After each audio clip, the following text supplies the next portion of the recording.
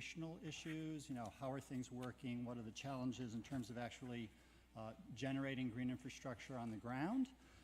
And then two panels in the afternoon about how do you pay for these darn things, and we'll be thinking about both private sources of funding and public sources. And so with that very brief introduction, so we have kind of the context, I'd like to introduce our speaker, Giovanni Zinn.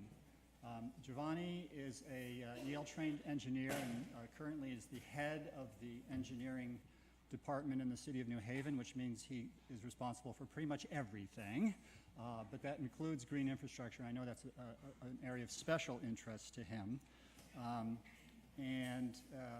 If you want to learn about his history, there's the bio in the booklet that we handed out.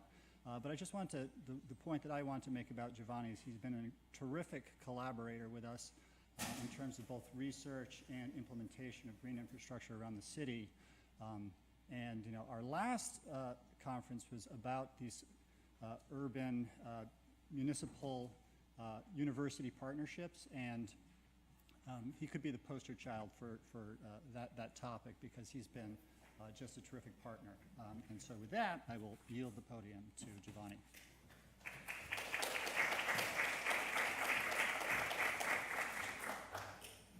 All right. Well, thank you, Gabe, so much for the wonderful introduction. It's very exciting to be here, a big honor to be here to talk to you today about what we're doing in New Haven. So it's a nice shot of one of our bioswales on Chapel Street. So I was trying to think of what I was going to say today, and I noticed a pattern in the panels. The first one is sort of about the science and design of this stuff, and then the rest of them are about how you pay for it, whether it's the maintenance of it, and then it just goes straight into how do you pay to build these things.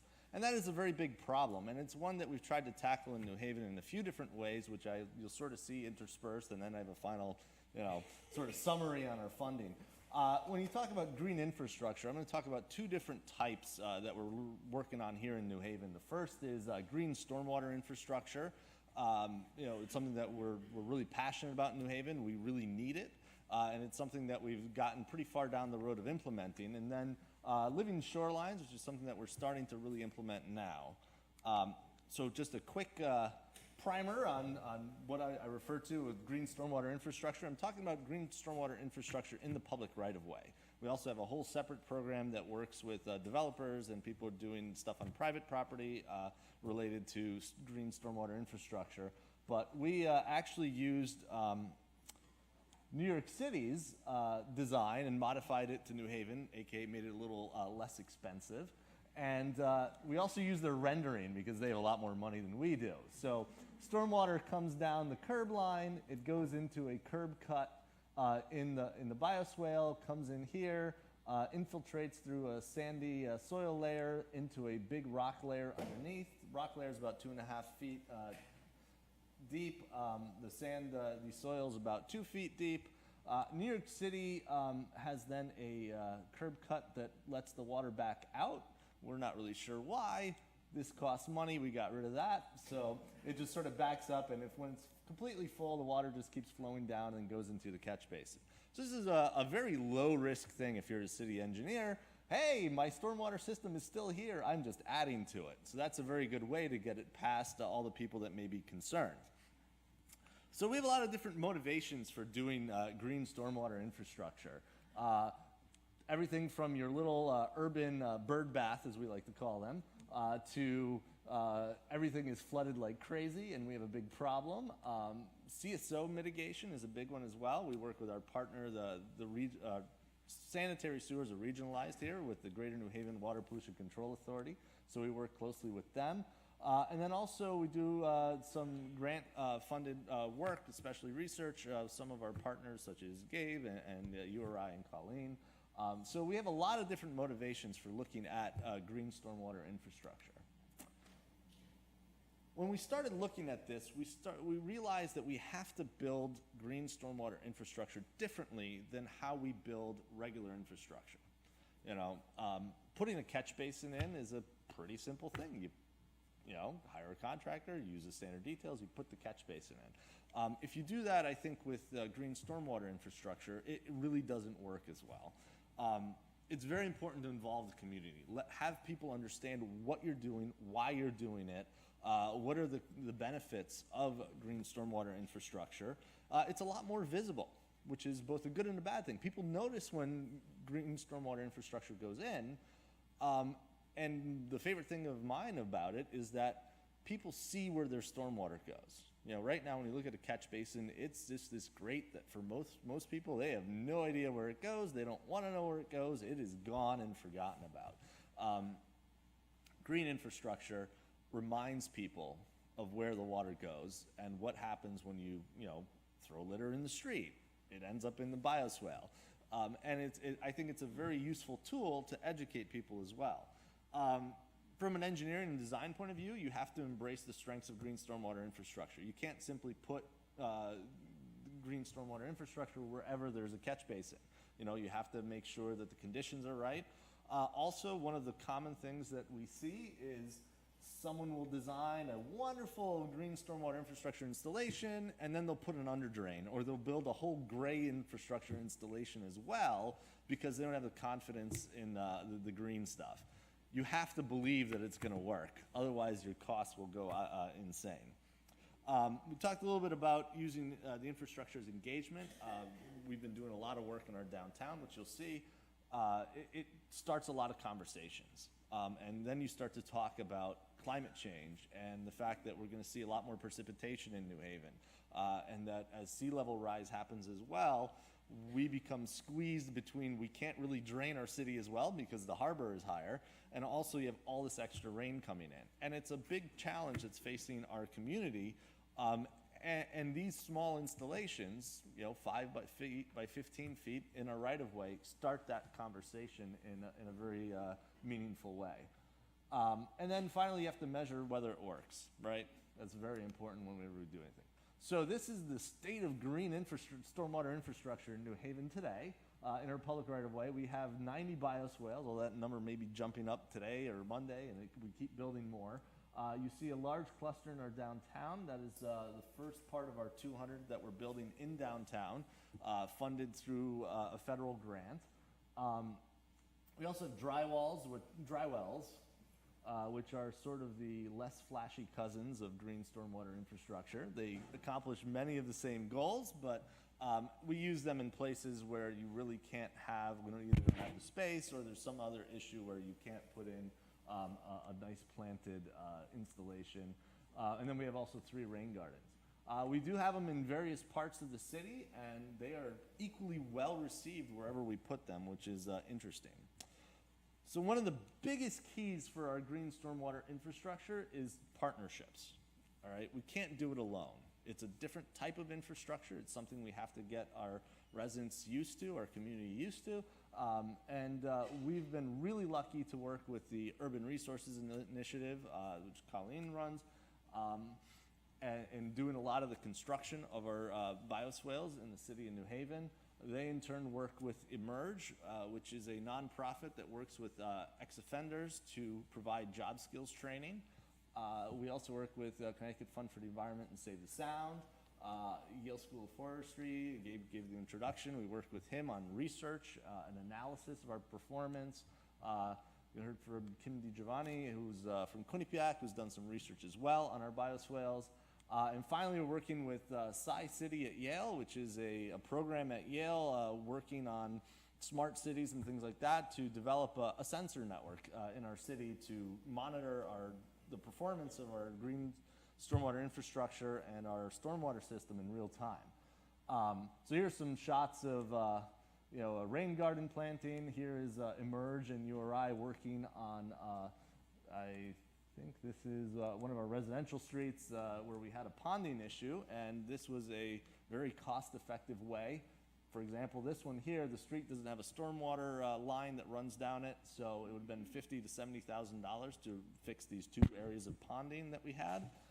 And I think we were able to do this for probably 20% of that, and solved our issue, and we haven't had drainage problems since. I want to talk a little bit more about our partnership with URI and Emerge. It's not just what you build, it's how you build it. and we found that to be very important in New Haven. We have a lot of people who come back into our community who have been incarcerated, and this is an opportunity for them to, they spend about half of the week getting job skills training. The other half of the week, they're working prevailing wage construction jobs. They're learning the skills and getting the work experience so that then they can go off and get hired. And in fact, we've had a number of people who have gone through the program then get hired, some by Yale, actually the city's hiring some, also local contractors hired from them. So it's really an opportunity to not only create what is an environmental benefit, but also really push and help some of the other goals of the city. Also, for those of you who are trying to do this in your own communities, if you can replicate this, some people will be really passionate about the environmental benefits of green stormwater infrastructure. Other people may not care so much about this, but they do very much care about job skills training and providing jobs for the community. So this, in a sense, has been a way also to broaden our base of support for green stormwater infrastructure in our city. This was actually, I think, last week. It was pretty cold. This is, again, our Emerge crew hand digging a bioswale. We actually dig them by hand because we find a huge number of unmarked conduits and other things in the ground that we would be much harder to deal with. And also, we'd rather pay more people to be out here working than one guy with a machine.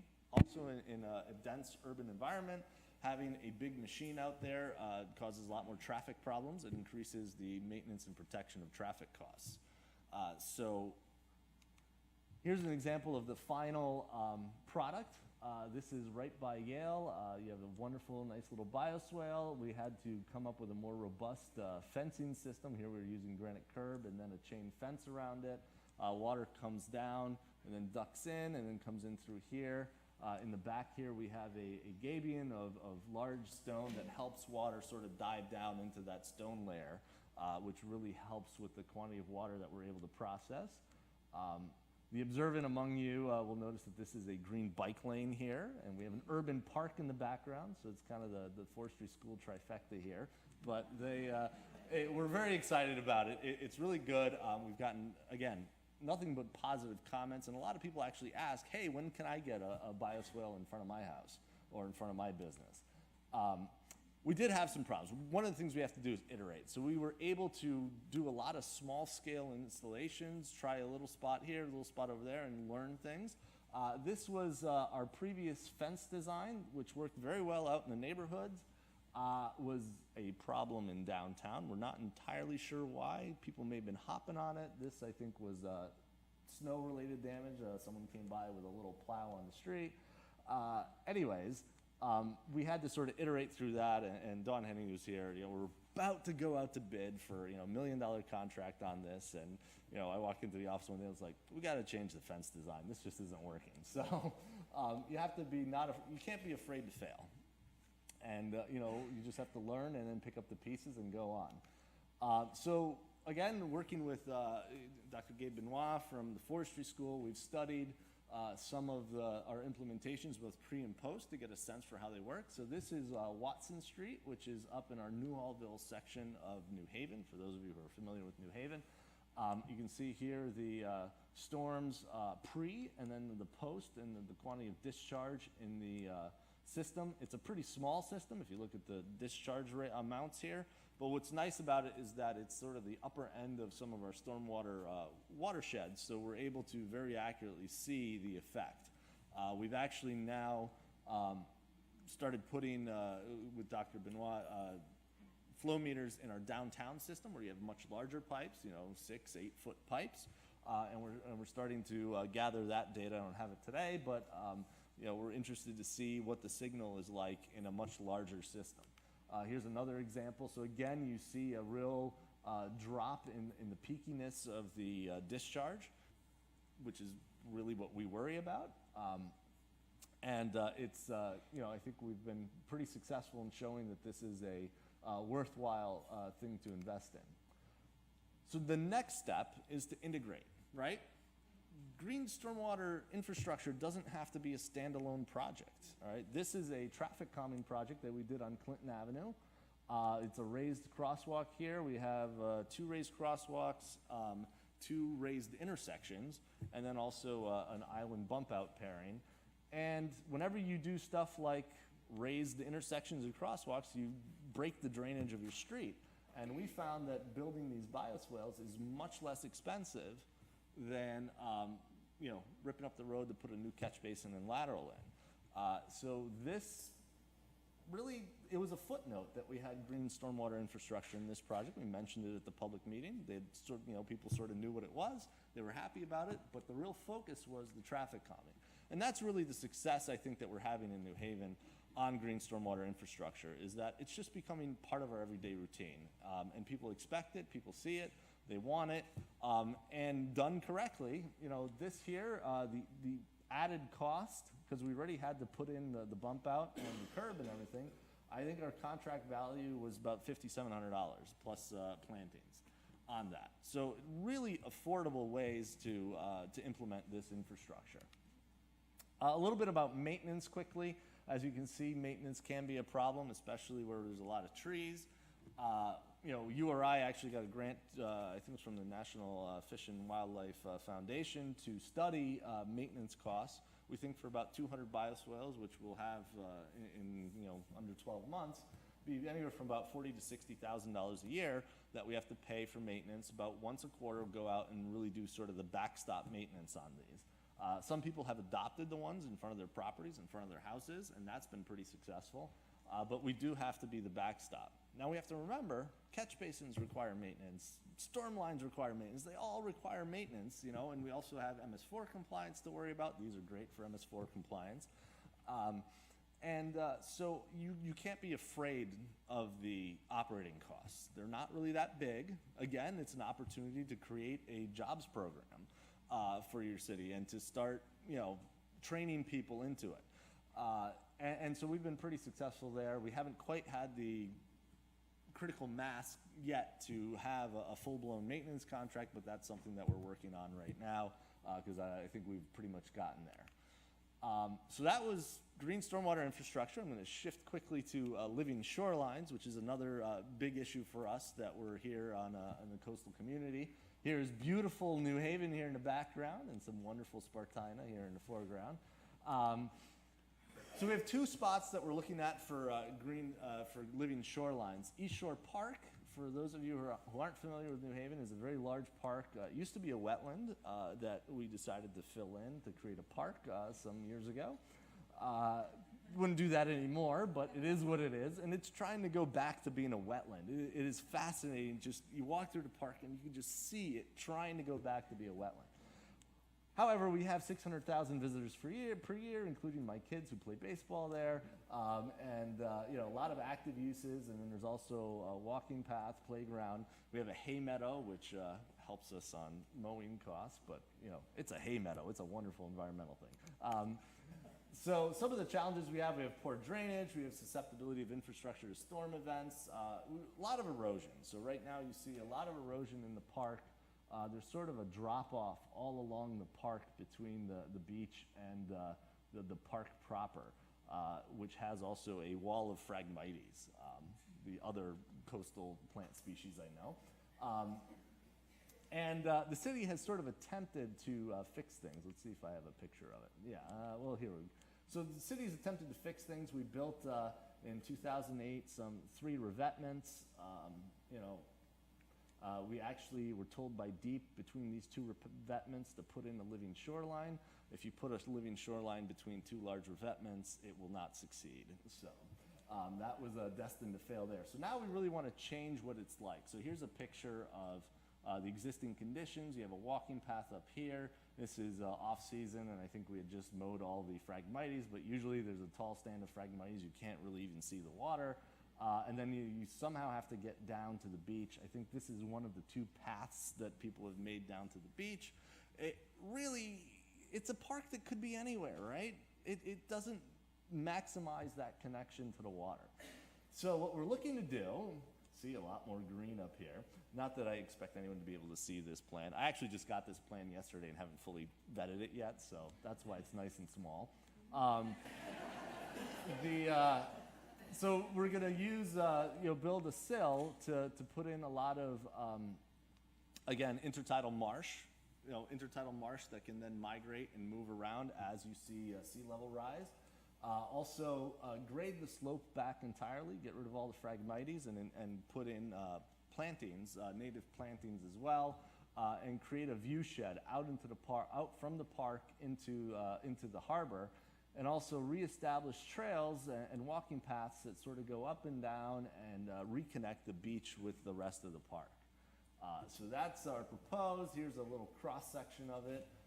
Again, you can sort of see our beach, Phragmites, and then our park. And what we're trying to do is get rid of the Phragmites, have an intertidal planted area, go back to a 5-to-1 slope, modify our walkway, but regrade and sort of gently bring the park down to the water, and which is much better for storm resistance, but also as the water level rises, all of this can sort of migrate up. And so it's building a shoreline that lasts for many years to come here. One of my favorite pictures from East Shore Park is this stand of Spartina here. If you look closely, there's the remains of an old wooden bulkhead here. And it's only about 6 inches, and there's little nubs that stick out of the ground. And that's enough of a sill to allow all of this intertidal marsh to grow behind it. So that's what makes me feel that this is gonna work, right? Putting in a stone sill and then having a marsh behind it. Doesn't take much. Nature's really amazing and resilient. And really what we're trying to do is take advantage of that. Another project that actually our planning department has been the lead on, we've been working with them, is Long Wharf, another 3,000-foot long linear park. This one is very, very close to all sorts of infrastructure. We have a 36-inch sanitary force main that is right on this side of the street here. There's a 115 kilovolt transmission line, quite famously, right through here. And we have I-95, and then the Northeast Rail Corridor is right here. And this is 200 acres of fill that we put in the 50s to build I-95. All of this is a problem with erosion. We got within about 10 feet of the force main during Hurricane Sandy. So we're working again with our planning department and also with GZA on designing a project here to fix that. I don't have the plans, but I have a beautiful rendering here. The planning department apparently more willing to spend on renderings than I am, but it is really wonderful and it really tells the story. If anyone here from deep, you'll immediately notice that this is probably not a permittable structure. So I'm in the office of the commissioner, we show him this, and the first thing out of his mouth is, I don't think you can permit that, we wouldn't allow that. But anyways, we'll have to modify that and have a structure that goes out, or sort of a fishing pier or some sort of access to the water. But here it's a beautiful place, and it's infrastructure that isn't just for that one day out of 1,000 where you have a big problem, you have a hurricane. But it also works that other 999 days. A revetment works that one day out of 1,000, but I used to say nobody goes to the beach to see a revetment. I had a coastal engineer get very mad at me for saying that, so almost no one goes to a beach to see a revetment. So this is a way to really create a wonderful space. We also, and it connects, it creates a waterfront where people want to go. We have our food truck paradise, which I highly recommend. More food, it's a food truck festival every day. Here right on the water, it's beautiful, it's wonderful, it's a space we want to be able to hang on to. So I got 2 minutes left, so I want to talk about funding. How is New Haven paying for all of this, right? So we have local funds. So like our traffic calming, the project you saw on Clinton Avenue, that's paid out of our local funds. Green stormwater infrastructure is less expensive than traditional infrastructure for that. So it's a very easy case for me to make to our Board of Alders and to my mayor and to everybody about that. MS4 compliance, we have to pay for MS4 compliance. Might as well pay for green stormwater infrastructure out of that rather than gray infrastructure. Streetscape projects, there's the benefit of you're dealing with stormwater, but you're also dealing with creating a beautiful addition to the street, and also isolated drainage, again, other local funds that we have. State funds, the WPCA is building 75 bioswales in our West River area to mitigate CSO, that's clean water funding. Those wonderful living shorelines that you saw, we were extremely lucky. The state of Connecticut provided $8 million in coastal resiliency bond funds thanks to our Mayor, Tony Harp, and also our legislative delegation. So we're funded for those projects, and we're going through final design and trying to get our permits. And then finally, also integrating into infrastructure projects. And you'll see that both on the state and federal funds level. We're doing large road improvements or development projects, and it just becomes part of what we do.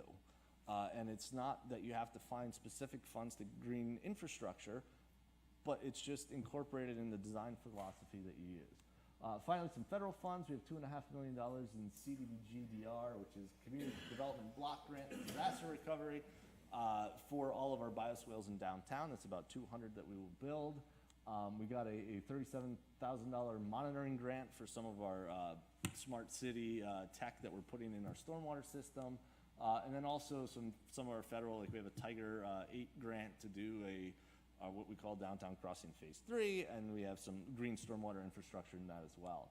And finally, private funds. This is the tough one to crack if you're a city, because most people don't want to donate to cities, right? To government. Government should be able to, has its own ways of raising revenue, known as taxes. But we have worked with foundations. The National Fish and Wildlife Foundation, which is a 501c3, has given URI some grants. So we really work with our partners to get grants that we otherwise probably would not be as competitive for.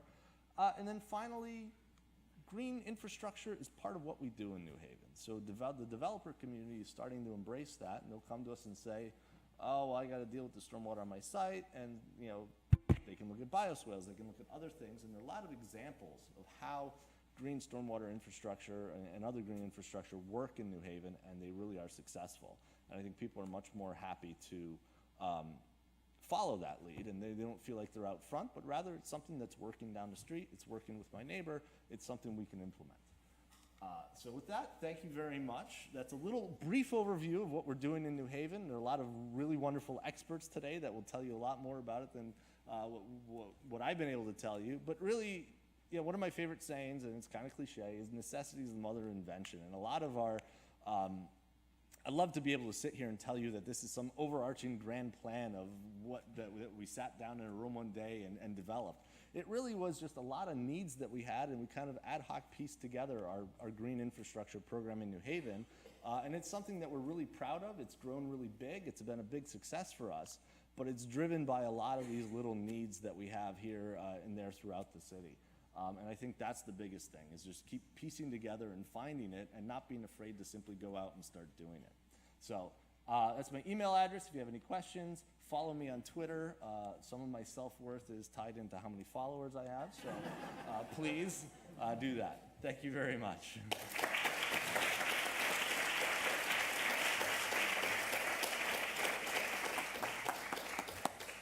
Thanks so much, Giovanni. I think he's being a little bit humble there when he says that,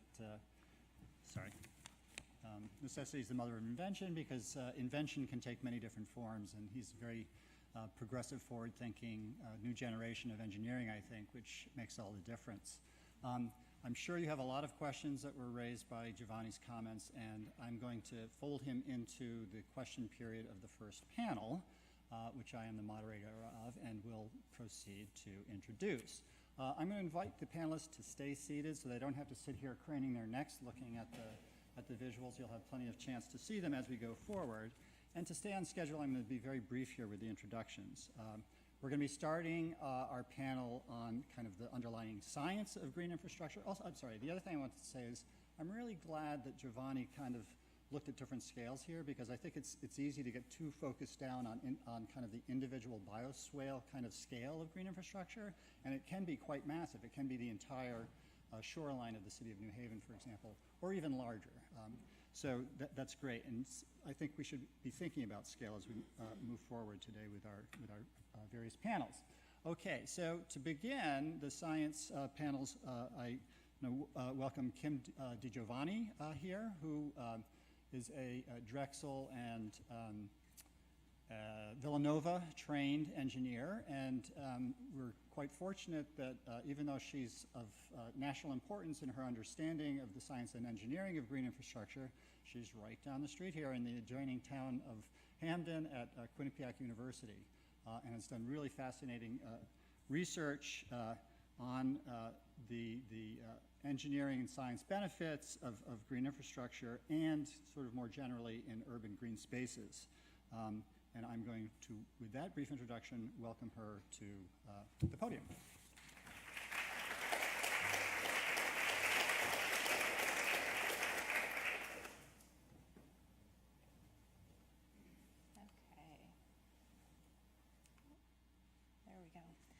All right, can everybody hear me okay? Excellent. So I'm going to focus on addressing 3 questions in this presentation. The first one is, does green infrastructure work to effectively manage stormwater? And then looking at the science and the data that we're collecting from green infrastructure installations, how are we using that to inform better design and implementation of green infrastructure? And then thirdly, where are we headed from here? What's next in terms of green infrastructure? So I'm going to address these questions drawing on my body of research over many years in areas and cities that have made major commitments to green infrastructure adoption.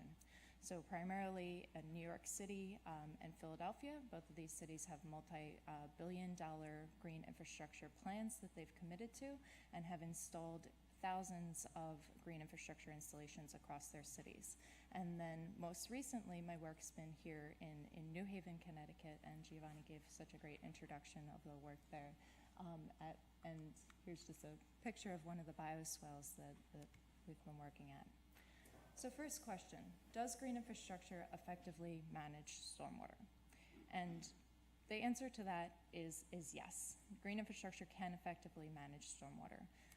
This is a table of some of the stormwater retention data from a number of sites located across New York City and in Philadelphia. And these sites are sites that we developed monitoring in collaboration with New York City Department of Environmental Protection, New York City Parks Department, and have been ongoing monitoring over many years. So what's shown up here is the average annual retention rates for stormwater at these sites.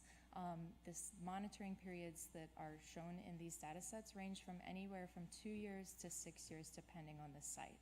So we're looking at the performance of bioinfiltration or bioretention sites, the performance of green roofs. And what you'll see is that these sites are managing anywhere from 50 to 80% for the most part of the water that they're receiving. So they're managing the majority of the water that's received by the site at these locations. So they're effectively managing stormwater.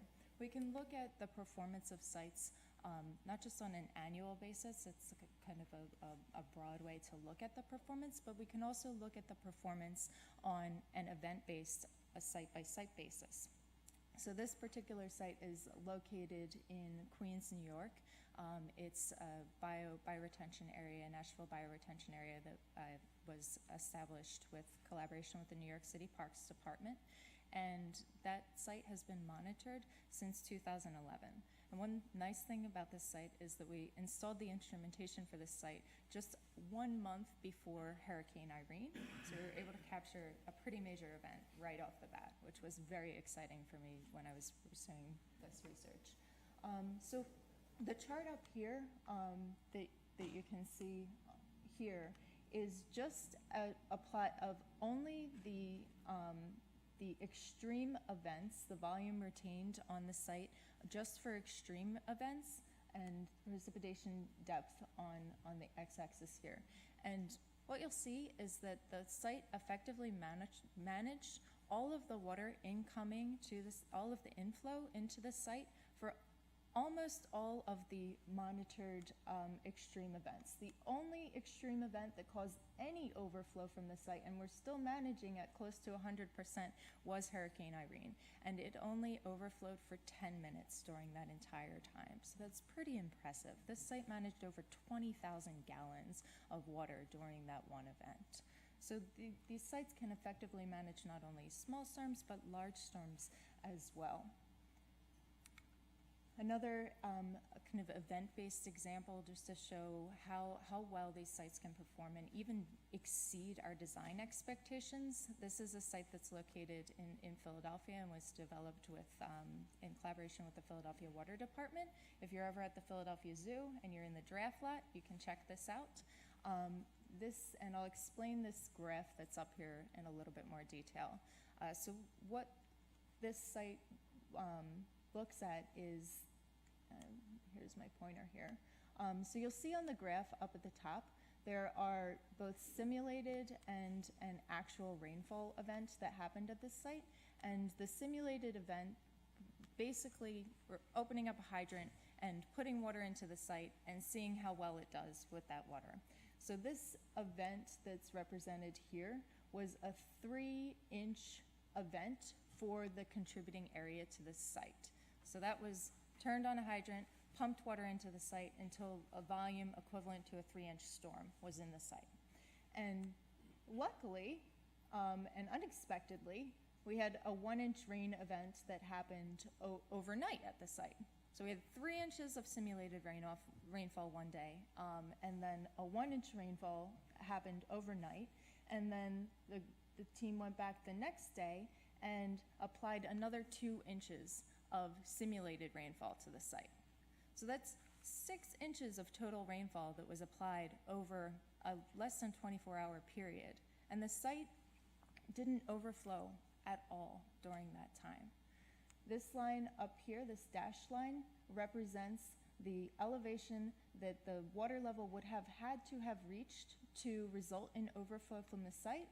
The light blue line is the ponded water depth in the bowl of the swale, and this dark blue line is the ponded water depth in the subsurface stone storage. So you see that water level never exceeds that point of overflow for the site. So this site managed 6 times its design storm in a less than 24-hour period. It's designed for a 1-inch storm. And I just want to give a shout out to Kara Albright, who's a doctoral student who I worked with during my time at Villanova. She just defended her dissertation, and this was work that she continued after I left. So yes, green stormwater infrastructure can effectively manage stormwater. We have a body of literature and science to support that it can effectively manage stormwater. But there's still key challenges and key factors that deserve attention to look at with the performance and how we can get consistently good performance from green infrastructure installations over time. So one of the first key factors to getting good performance from green infrastructure is first, we have to get the water to the site, right? We have to be able to get water into a green stormwater infrastructure installation in order for that site to be able to manage the water. So one thing we look at is if water is bypassing a site, then doesn't have the opportunity to be managed by that particular installation. So we're working on some studies with the New York City Department of Environmental Protection to look at inlet hydraulics and design and how that impacts how much water is actually conveyed into bioswales. So we can look at, how does the length of a particular inlet impact how much water is coming in? How do the slopes, how does the overall design of an inlet impact the conveyance to a green stormwater infrastructure, and how we can consider that in design? Not only that, how well those inlets are constructed is going to impact the overall conveyance to the site. Giovanni had the same slide. It's a nice introduction. But the next thing we have to consider in green infrastructure design is ensuring that those natural hydrologic processes that really are the mechanisms by which green stormwater infrastructure is managing stormwater, that they're supported, that we're able to take advantage of those hydrologic processes. And primarily, we're relying on infiltration out the bottom of these installations, percolation beyond this stone storage layer, and evapotranspiration, the return of water that's been trapped in that storm to the atmosphere by the plants and from the soil in our green stormwater infrastructure, relying on those processes really to manage the stormwater that's coming onto our site. So we need an understanding of what's dictating how much ET we're getting, how much infiltration we're getting, and how we can consider that in our design and in the placement of green stormwater infrastructure installations in our cities. So I'll just highlight some work that we've done looking at infiltration rates in both the surface of green stormwater infrastructure installations as well as the subsurface where that water is going into the surrounding area. And what you'll see, this chart on the left is a study of 139 different green stormwater infrastructure installations located in New York City and Philadelphia. And you see that there's variability in the surface infiltration rates. And some of that can be design, some of that can be construction, but we have this range of values of surface infiltration. And the same is true when we look at subsurface infiltration.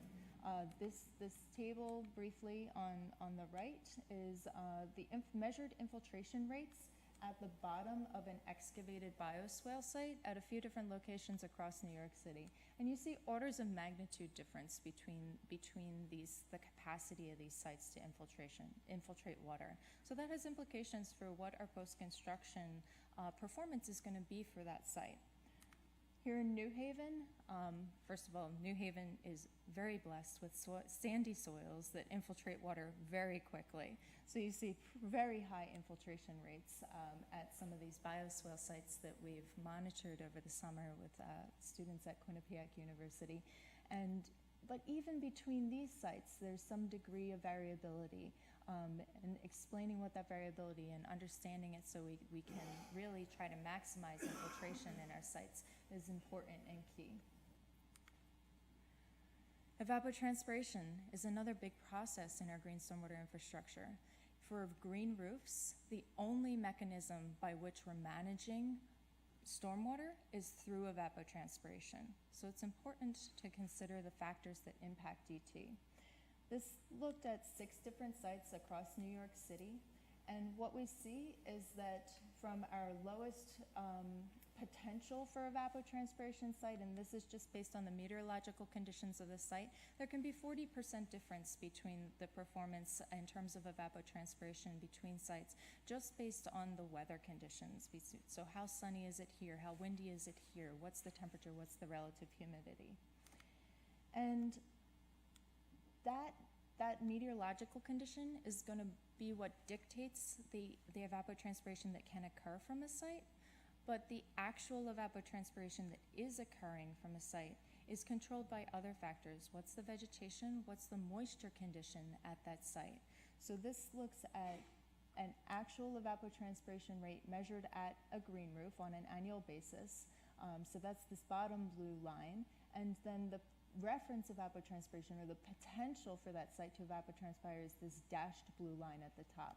So everything in between is unutilized capacity for that particular site. If it was getting more water, it could manage more water.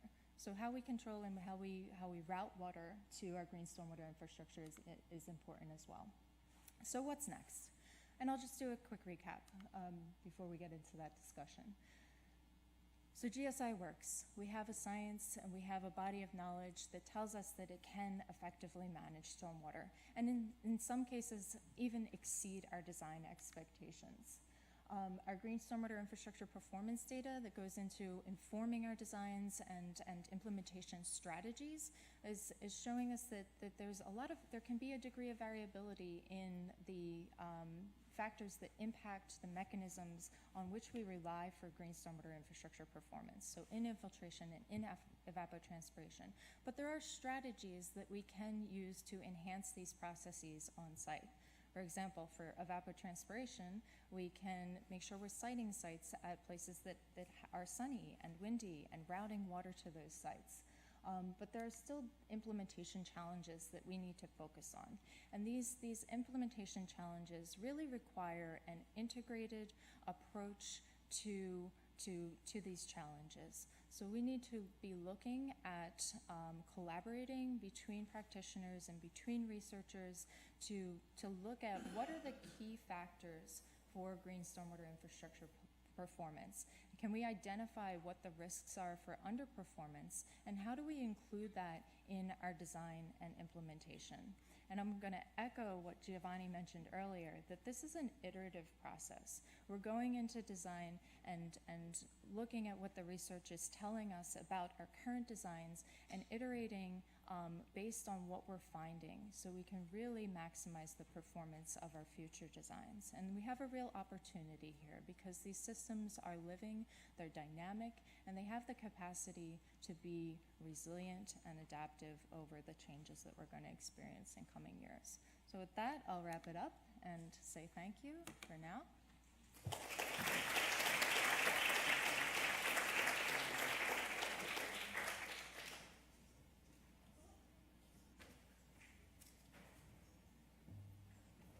Thanks so much, Kim. I see that we had the wrong title there in front of you, the entire talk. But that was a terrific overview of some of the benefits of green infrastructure, particularly on the kind of the water side.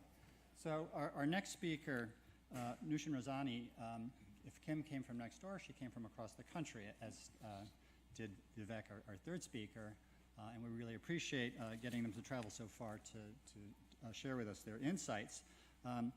Nushin is trained as an MD, as a pediatrician particularly, and you'll see that she has a special interest in health of children. And I really like to think of this as kind of the end point of all of the work that we do is kind of human health issues. And so she's going to be talking about urban environment and potential benefits to human health. And with that, I will invite her to the podium.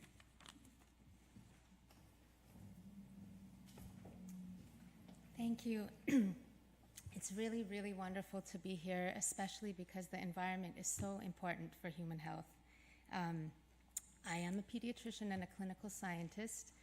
I also run what is called the Center for Nature and Health, where we work on advancing the science around nature and health. And for the past 4 years, we've been taking patients outdoors once a month for health, patients and their families. We've been taking them into nature. And so today I'm going to talk a little bit about what the built environment means for pediatric health in particular, and then some opportunities for cross-sector collaboration, and then some major questions that are remaining. And since I'm a nature doctor, I don't even need slides, and it's okay. I'm just going to keep talking. But the first question that we were asked to talk about were what are the opportunities and challenges for green infrastructure to impact human health?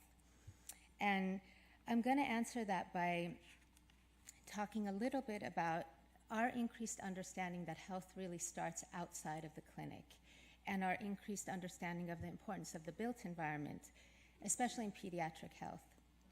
And with increased suburbanization in the United States and increased sprawl, there's been a pretty dramatic shift in how children in particular live. And that also happened to overlap with the rise of the use of electronics and changing priorities of what people like to do. And what's happened is that there's been a real shift from infectious diseases being the cause of mortality, not only in the United States but around the world, but a shift to chronic illness. And there's a high prevalence of physical inactivity, mental health issues, and social isolation in adults. But as a pediatrician, these issues are something that I see every day and with almost every patient interaction. And to make it real for you, I'm going to talk about a young boy that I met named Joseph, who's 8, and who sees me for his obesity and also his asthma, and he has ADHD and anxiety. And that's 4 illnesses that I often see together, and it's not uncommon for someone to have more than one chronic illness. And, like many children, being indoors and being sedentary means that he's not as physically active as he should be, and that sets the sets the tone for what happens later in life. Almost half of children now are overweight or obese, and that really predicts adult morbidity as well. So being indoor and sedentary also means that kids are socially isolated, even though they may be doing a lot of social stuff online. I think we still have to understand how that impacts their real social interactions. But at least in the Bay Area, and I think nationwide, there's an unacceptable level of mental health issues happening in pediatrics as well. And this slide is from data in San Francisco, where 1 in 4 high school students felt lonely for at least 2 weeks, and that interfered with daily activities. So, in some ways, telling a kid to go outside or be in nature, it makes a lot of sense. For Joseph in particular, that would help him with his anxiety, it would help him with his ADHD for sure, and his obesity, but that is much easier said than done. And when I started this work, I was like, I just want to take kids to parks, it's so easy, but it's actually way more complicated than that. And one of the issues that we face is that the children who are at highest risk for chronic illness are also those who have the least access to nature. And this is a map of Oakland, California, where just a matter of a few miles of distance can be a difference of 14 years in lifespan. And this data combines zip code and race. And this trust for public land, and the colors are based on how close you are to green space and also how many young people live in a neighborhood. And green is the more green, and then orange and red is the least access. But in Oakland in particular, the flatlands, which are those less green areas, have about 10% of the tree cover of the whole city. And those same inequities are the same as the inequities in exposure to environmental toxins and poverty. And this is a map from the EnviroScreen measure, which looks at poverty and pollutant exposure and 3 health measures. And what's hard for me to digest as a pediatrician is that most of these inequities are there by design. So, for example, in Oakland, the areas that are orange and red, meaning they have the most pollutants, are where the 880 passes, which by law is the only freeway where big rigs can travel. And so there's 3 times more diesel exposure in those neighborhoods and about 2.5 times the rate of cancer. And that's instituted by law so that the other neighborhoods don't get that same exposure. So, not to depress you, but so when you're working in contexts where there's poverty and diversity, you end up seeing that there's inequity in who's physically fit and also who's depressed. And so this is a slide of postpartum depression and Medi-Cal, showing that depression is higher in mothers who have Medi-Cal. So the next question that I was given is how should we be thinking across scales in terms of green infrastructure units? But I flipped it a little to say how can we be thinking across sector? And in specific for patients such as Joseph.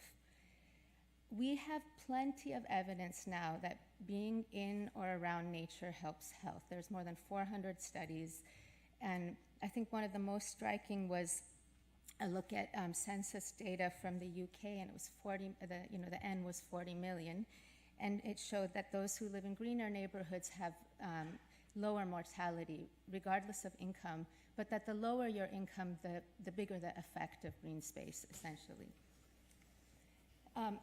And in 2012, we were approached by our local park district to do park prescriptions, and we pushed back a little because we were like, people are not in nature because they lack a piece of paper from me. Like, this is a much bigger issue than we can deal with clinically. But we ended up asking them to give patients a ride, food, and programming, as well as asking them to decorate the whole indoors of our clinics with big posters of redwoods and to bring nature to us. And they did, so we moved forward. And We decided to be evidence-based on what we did because we were getting a lot of pressure to make this an obesity intervention. But it turns out that there's so much that's out there about nature and health, you know, ranging from mortality to preterm labor as an outcome. And what we really did is try to distill that into thinking about what is nature doing that affects multiple systems of health? And what is our patient population really dealing with?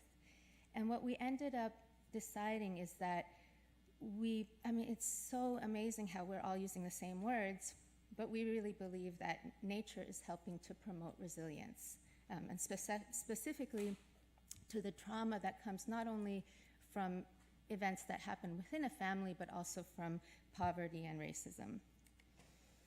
And I'm just briefly going to go through, what the literature shows is that reproducibly nature does reduce stress. It does improve physical activity, but to me that evidence is not as strong as the stress data, and we can have a separate conference about the data. Nature improves social ties, and it improves air quality, and it supports childhood development. And so all of these things are pro-resilience for a child and child development, and can really calm a threatened nervous system that's dealing with trauma. So we ended up doing a randomized trial of PARC prescriptions, and we felt pretty triumphant that we just put randomized trial next to PARC prescription.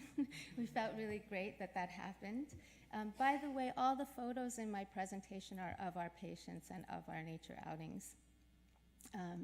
And you'll notice that you probably can't see me, but me and other doctors are on the outings with our own children. So the study was small. There were 78 parent and child dyads enrolled. And we first looked at what happened to everyone that was enrolled in the study. And then we looked at what happened between groups. And the two groups differed in that one group just received the recommendation from a pediatrician to go out into nature, and the other group actually was invited to come with us on 3 consecutive outings. And what we found is that amongst parents, stress, loneliness, and physical activity all got better, but that the effect of nature was really small and incremental, and made us think that you really need a daily dose of whatever this nature thing is. And then in children, we saw, again, a small and incremental improvement in resilience with every increase in weekly PARC visits that families had. But what was interesting is when we looked at the between group difference, so remember, one group was just told to go out and was given maps, and then the other group was told to come with us. And I'm thinking back to Joseph's family, where I was thinking that a PARC prescription would do nothing for them because of that map that I showed you and all the systemic inequalities. But what we actually found is the independent PARC prescription group, which is on that side, actually ended up going to PARCs more than the group that we took with us. And I think we learned a lot about being patriarchal and assuming that people see us as their community and need us. And we also learned a lot about being more resiliency-based and asset-based in how we view families. And also about, the potential for the patient-doctor relationship to really motivate behavior change. I'll skip this one. So what are the major questions that still need to be answered as cities think about investing in green infrastructure? So from my perspective as a pediatrician, the thing that I'm interested in is, if you build it, will humans use it? And so this slide shows some of the pictures that describe why people may not use nature, even when they have access to it. And I think that I've learned in my work in Oakland that use of nature in many ways, the disproportionate distribution and use of nature is often rooted in segregation and social inequality, whether that's racial segregation. This slide in the middle is Trayvon, who was actually killed in a park, And then the slide on the right, the picture is a really amazing sculpture that was made by a refugee describing what it's like to be a refugee. And I work in the refugee clinic, so I spend a lot of time talking to people who've been displaced from their land about going to parks, which is a very interesting discussion. And then there's also segregation by age. And I learned this as a mother, that there's a lot of rules about where children can and cannot be. And these are signs taken in my neighborhood. Children must not play. This playground is for use by elementary age children, no running. And then this is my favorite, it's just like no kids, just like none. And the literature on, children themselves and what spaces they're attracted to is very clear that any marker of adult dominance, whether it's a sign or manicuring or landscaping, is also a turnoff to whether or not children are there. So I guess one thing is to not forget the humans and the human experience of the space. There's also this amazing work on enriching human lives as a way to deal with toxins. So instead of just getting rid of a toxin, actually helping support families through stress, and that, stress in the home and how a human is experiencing life actually can influence the effect not only of pollutants, but there's also data of lead exposure being mitigated by really enriching family life. So my question to this group, the question that I'm interested in is, how will you invest in people in order to invest in place? And what is the role of the people that you serve and the places that you serve? And I think that's it. So thank you very much.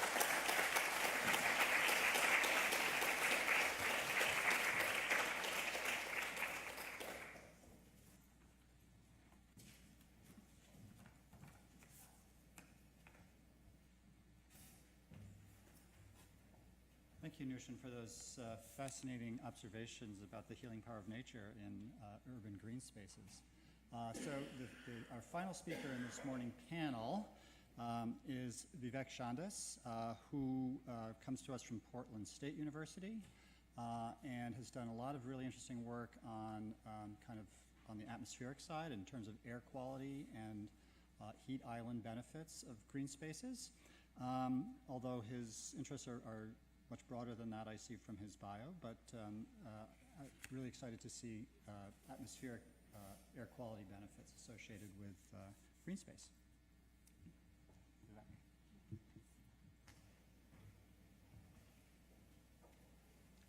Hi, everybody. Thanks for having me. It's a pleasure to be here. I am delighted to talk a little bit about the work we've been involved with, and I'll start with just the titles that I have on there. I'm at a university. I also serve as a chair of an urban forestry commission for the city of Portland, and we're trying to move a lot of things, and I was really grateful to see Giovanni's kind of very practical description of some of the challenges that a city or a municipality has to wrangle with. And so what I'm hoping to talk to you about in this short time that I have and discussion afterwards is how these two roles, the hats that I wear, kind of rub up against each other and often butt up against each other, and a little bit about how I'm navigating a little bit of that. I'm really kind of thrilled to have Kim and Nushin to kind of set this stage for this, because what I think is happening with us right now is I came into this field in about 1999 of urban ecology, and it has, in the last, my sense is about 20 years or so, really cities have taken what I'm calling an ecological turn in planning.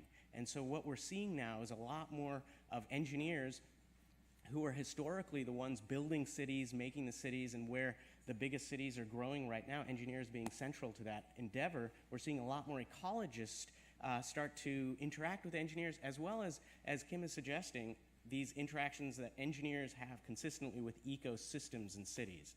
And so that interaction to me is fascinating as we think about what it means to have urban infrastructure. Because traditionally urban infrastructure could be defined as a set of socio-technical systems of facilities and services vital to the basic functioning of cities and regions. And if you hold to that definition, then we're really starting to see some really interesting questions about what does it mean to have facilities and services that are vital for us to cohabitate together. And so that leads us to really thinking about one particular aspect that I spend a lot of time on is thinking about these green features on the landscape. And this example of a maple that's growing near my house is one that I draw on occasionally to think about all the things that are happening around this tree.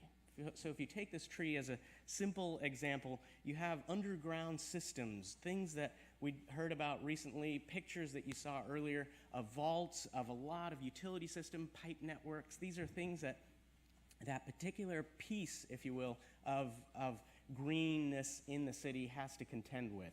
If you add on to that the other things that are adjacent on both sides of this green feature on the landscape, you have codes on one side that are regulating, as we heard, where kids can go, where they can run, as well as a lot of other things about mobility, access, fire, and then the other aspects of what else has to be in that space. So we have now cities that are competing with a lot of different complex features that have to somehow commingle. And so what we're now wrangling with is a group that I interact with constantly that's saying, you know, trees are an obstacle. We need them out of the way so that we can really try to get our utility vaults in. We have another groups that are saying, no, trees provide a vital function. So from my observation, what we're seeing, at least in the practice of some of this work, is this friction and a negotiation of how to use that space effectively. And that kind of lends itself to a lot of questions like Henry David Thoreau would say, it's not what you look at that matters, it's what you see. And so when I talk to engineers, I hear one set of observations, and when I talk to ecologists, I see another set of observations. So what I'm hoping to contribute to this is a description of some of the services that green infrastructure provides to our urban spaces where more and more people are living across the globe. And so here's at least a little list of projects that we're deeply involved with. I don't have time to go into all of these. I'm going to talk about 3 of them. The first one is really describing urban trees and their distribution in very high resolution, so kind of bringing to life these features of the landscape that we often take for granted. Characterizing ecosystem services. I think if I'm in a School of Forestry and Environmental Science, I would be using that term, I think, relatively easily here. And third is thinking about how communities are actively trying to negotiate areas that are green in their cities. And then, of course, managers are so essential in deciding or eliminating these particular green spaces in cities. So we're spending some time on thinking about the opportunities and barriers that managers face with this.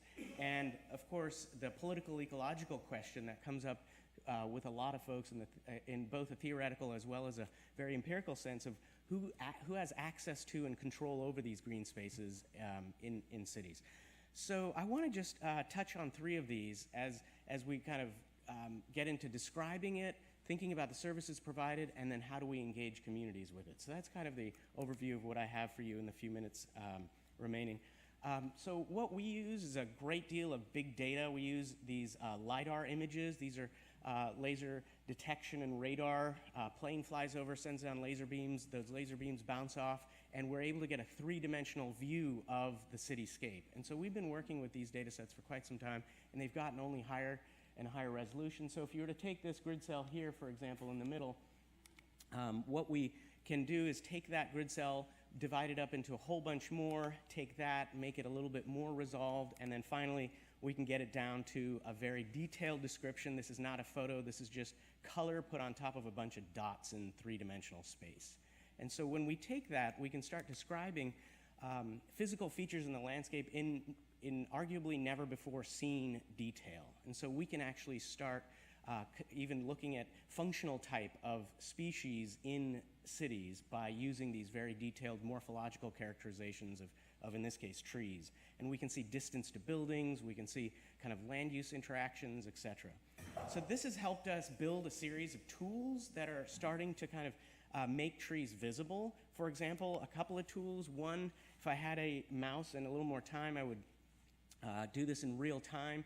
But I put the websites up here for you to take a look at. This is a simple little tool called Canopy Analytics where we're essentially able to take all these particular trees in a neighborhood, and we're able to filter for those trees. So anybody in a community, any decision maker can kind of start looking at what's the tallest tree in this area, and then go to a Google Earth link and actually look at that individual tree in that location. It's much cooler when I show you in real time, but given the time, I'm going to move on to the next one. We've been doing this for several cities now, and this is, again, data that are relatively easily available, and then a lot of geocomputation that's gone into creating these individual trees. So again, this is about trying to deal with the balance of conservation, preservation, and community decision making. More in the community side is we have this little fun tool that we developed called Canopy Story. And this is a way for individuals to tell stories about the trees in their neighborhood. And so this quote I found particularly intriguing, because I just pulled this off, and this is my pea tree. My great-grandfather told me stories about how his pea helped this tree to grow. And so I, along with my dogs, kids, and friends, have also helped this tree grow. Now it's over 140 feet tall, thanks to this hydrated community. And so we're pretty agnostic about the stories that are put on this site, and we've now got several thousand of them expressed or described throughout the city of Portland in this case, and we're building similar tools now for Chicago and LA. And so part of what we're trying to do is get communities to really participate in the active making of neighborhoods through the identification of things that are often gone invisible. Turning this to a little bit more of the ecosystem services side, we've done a lot of work in air quality, which I don't have time to get into in too much detail, but a project that I'm really excited about right now is characterization of ecosystem services in relation to urban heat. And so trees, as you well know, have been often used as a means for reducing temperatures in cities. And so we're kind of taking this and turning it around and saying, we can do satellite imagery, and that's pretty much, if you know this field, it's pretty much a lot of what's done is taking satellite imagery, seeing land surface temperature, and characterizing where it's hot and where it's cool. We're taking a different take on this, or we're pursuing a different angle on this, where we're actively engaging the community with a very small little temperature, humidity, and GPS system that allows us to characterize tens of thousands, actually hundreds of thousands of individual temperature measurements throughout the city. So we get a group of citizen scientists together, and we have them, we talk to them about climate, we talk to them about shifts that are happening, we talk to them about what data sets we need, and we have them go out and collect large amounts of data, and they bring it back to us during usually a heat event. We did this recently in Washington, D.C. and Baltimore just this last summer, which is a couple of the pictures you see here. And what we end up doing is taking those data, running a series of geocomputation processes, and coming up with 3 different maps, one having to do with the morning temperatures, one in the afternoon, 3 p.m., and one in the evening, 7 p.m. And these are 1-meter resolution descriptions of what's happening, actual ambient temperatures on the landscape. And we can see in this case it varies by upwards of about 12 degrees Celsius across one urban area at the same time. So one neighborhood is really 105 degrees, another neighborhood could be 90 degrees, and that often could be the difference of life and death for somebody with pre-existing health conditions or an older adult who might not be able to get access to cooling center or cooling resources.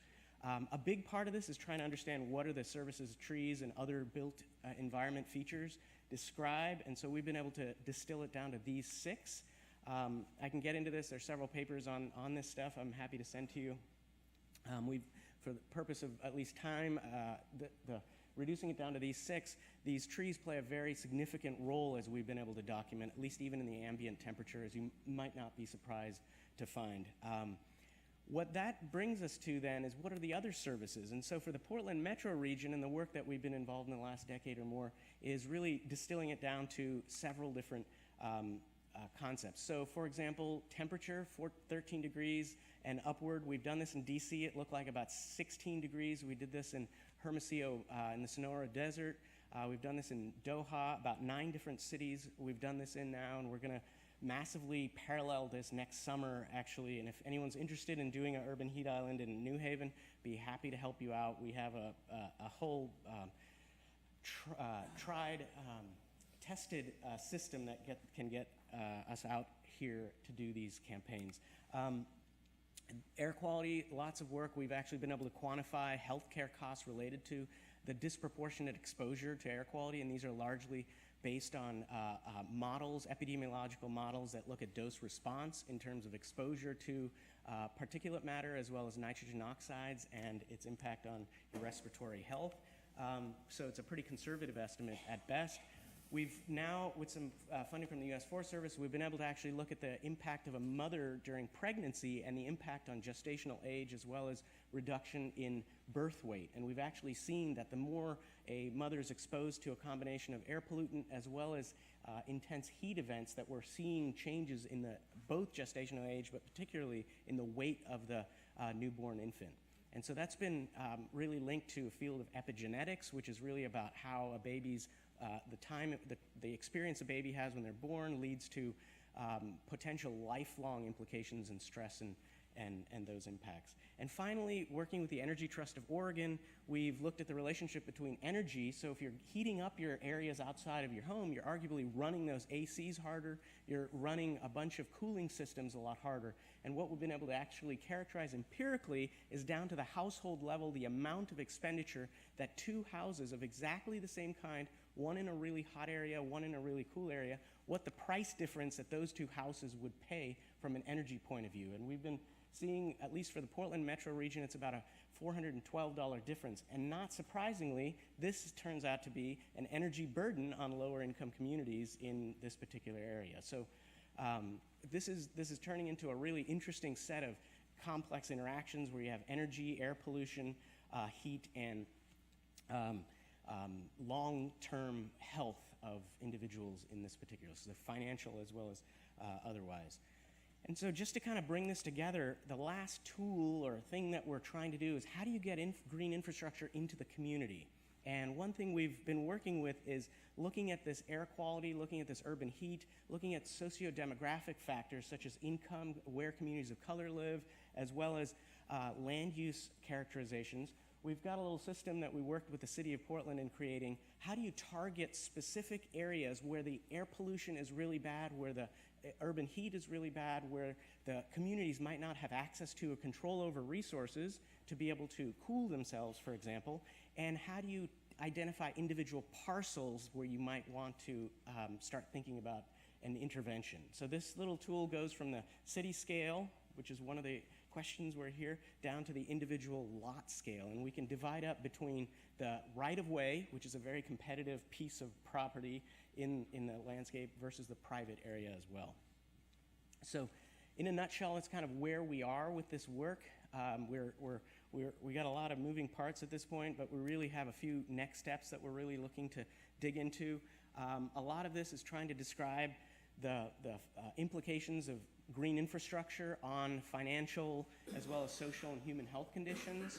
We're building a lot of these online tools. We found a lot of receptivity with decision makers as well as community groups with these online tools. And so we're a scrappy bunch, and we're building several of these with a lot of code. And we've also got a series of policy levers we're thinking about. Where a new development is going in a city, how can we think about no net increase in temperature or no net increase in air pollution that new development will make? Much like what's already in code as stormwater. No net increase in stormwater shall this new development not have. And so we're doing the same thing with temperature and air pollution in this case as well. And we're, of course, interested in expanding this nationally, so part of the interest in coming here and talking to you all is seeing how we can actually scale this in some kind of meaningful way. With that, I am done. I'm looking forward to a conversation with you all about this.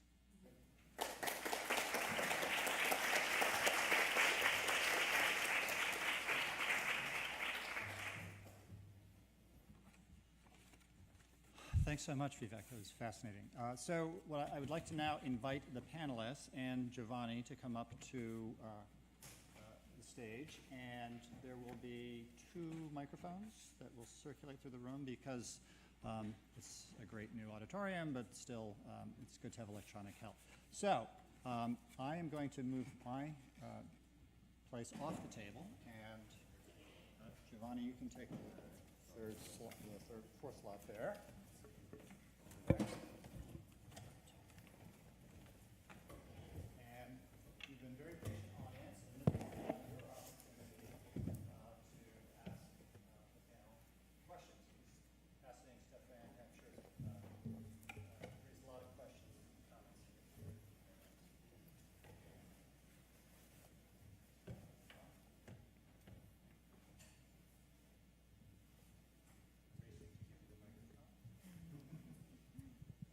Thank you. I'm a social worker, and I'm the variety that does community organizing. I want to just affirm that process in communities is really important. I'm now doing something slightly different, but I've spent the last several years doing organizing in a small city, not New Haven, but another one in Connecticut, and working in a couple of very low-income neighborhoods. And one of the things that we did with neighborhood groups was to go into schools and directly engage with children and to ask them what they like and what they do not like about their neighborhood. And I can just tell you that children are extremely aware of their environment, and they have a lot of data about what life is like for them in early elementary school in their place. And they have very practical ideas about what needs to happen to make their place better for them. And many of those are connect directly to some of the conversation this morning. In the organizing that we did, we not only went into the classrooms and listened to the kids, but we went back into the classrooms to give them progress reports so that they understood that we were listening and that what they said mattered. And let me just tell you that when you talk in a public meeting about the fact that the children in a particular school say that there's only one swing that they can use in the local park, it definitely galvanizes attention by both elected and appointed officials in a city. However, I want to just make a point, which is that I believe that there's more and more data that shows that neighborhood is a very meaningful scale at which to measure things. But one flaw that we have in our democracy in this country is that when you get to allocation of resources in our communities, we don't really typically have much power invested in process at a neighborhood level. If you look at Edmonton in Alberta, Canada, you can see a model for how that can happen at a different scale than what we have here. People always say, oh yes, but they have so much money. Well, it's not just a matter of money. It's a matter of how you think about where power needs to vest in order for people to be able to make meaningful choices about how money is spent in their place. Thank you. Well, it's a terrific observation. I'm not sure there's a question embedded in it or not, but does that trigger any thoughts on the part of the panelists? Thank you for the observation. I think your comment on scale of intervention reminded me that in the Bay Area we have actually 9 counties, and currently each county is doing their own interdisciplinary work. But I think, and it is now to the point where all 9 counties have public health and park collaborations going on. And I think now that we know that nature is this important for public health and that there is inequity, it's really our duty, I guess, to work together across the counties on more regional efforts And I hope that by doing that, we can also be there to measure and watch and ensure that our efforts don't increase inequity. And so I think I really appreciate, the point that you made, and especially about children, and your challenge to us to think about, how to fund and make these efforts go beyond a single neighborhood, if that's what you were saying. Yeah, I was just going to say, I think your point about process was particularly good. And as an appointed official, we certainly fail at it sometimes, and it's something that we're trying to get better at. And that's why our partnerships are so important. They're very good at things that we're not. Outreach. One of the most interesting things of working with Emerge has been that, the members of that program are New Haveners. So they know, their friend is walking by, their cousin's walking by, and they engage with people on what the infrastructure is that's going in a way that, your random construction contractor wouldn't be able to do, and even us as a city often have a hard time doing. So I think you have to be really mindful of process as we do this, especially with green stormwater infrastructure that's new, and all types of green infrastructure. And again, engaging people and understanding what they want, and also not building infrastructure for the sake of infrastructure, but connecting it to those other outcomes that are so important for a particular community are all very important and something we need to do more of.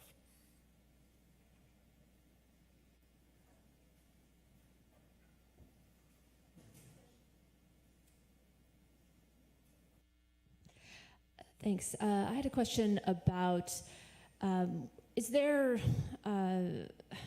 more that we can do? Is there literature on green infrastructure, really mostly serving this stormwater function, but how big does it have to get? How usable does it have to have those public health benefits that we were discussing in this panel as well? So I'm just thinking about the bioswales. You're walking down the sidewalk, you're seeing more green areas, but is that having the public health benefits on obesity and stress levels, all those things? Like, what is there literature on that? Do we understand that? Thank you. Do you want to share, Kim? I'll quickly get at that. We were talking about this actually on the car ride here from the airport. There's some folks who've talked about the pyramid structure of kind of relationship between greenery and well-being. And so at the bottom kind of layer, strata of the pyramid, you have kind of daily exposure, I think, as Nushin's getting at. And then at the top, you have this magnificent kind of large-scale exposure to national park. That kind of scale of immersion. And at different strata, I thought that was conceptually, I thought that was a really interesting way to organize the kind of complexity of the amount of literature. I will point you to a website that the U.S. Forest Service funded through Kathy Wolf's network in Seattle called Green Cities Good Health, I think it's called. And it's basically a bibliography, a massive bibliography of health and nature.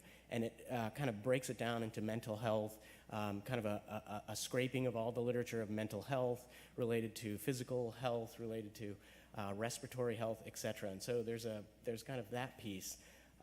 Little work that we've done in looking at bioswales. My previous incarnation was looking at bioswale stormwater infrastructure when it was just emerging in Portland, and we characterized the people's response. It was a social survey of places that were undergoing major infrastructure change stormwater, as well as places that were imminently going to have it, as well as a couple of control groups. And what we're finding is that there's a lot of interest in the public health dimension of it, and those places that had it for 3 years or more, there was a greater interest in walking and moving about.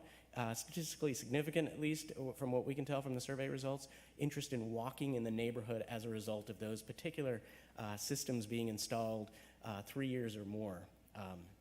That's one piece I can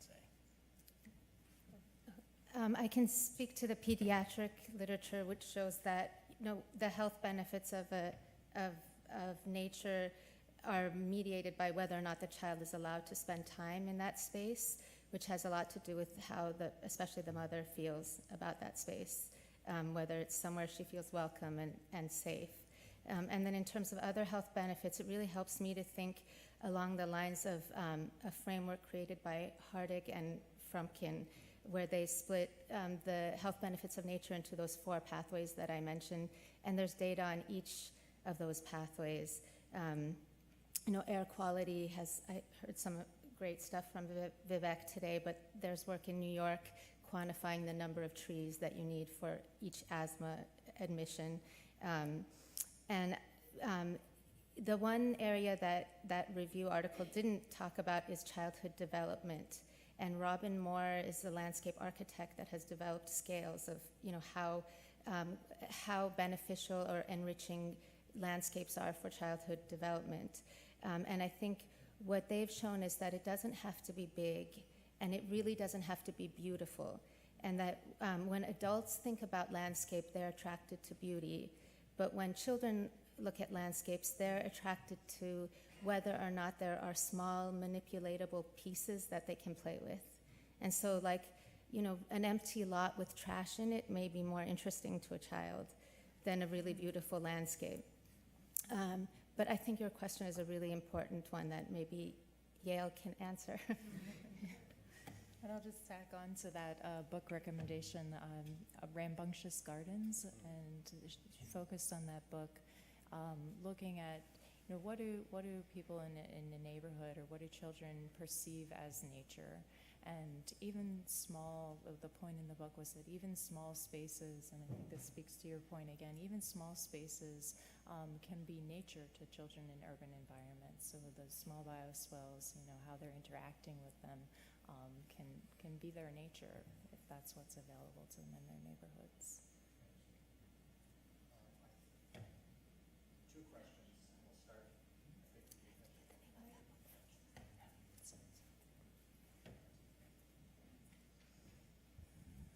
Thank you. A quick question for, I think, Dr. Shandas again.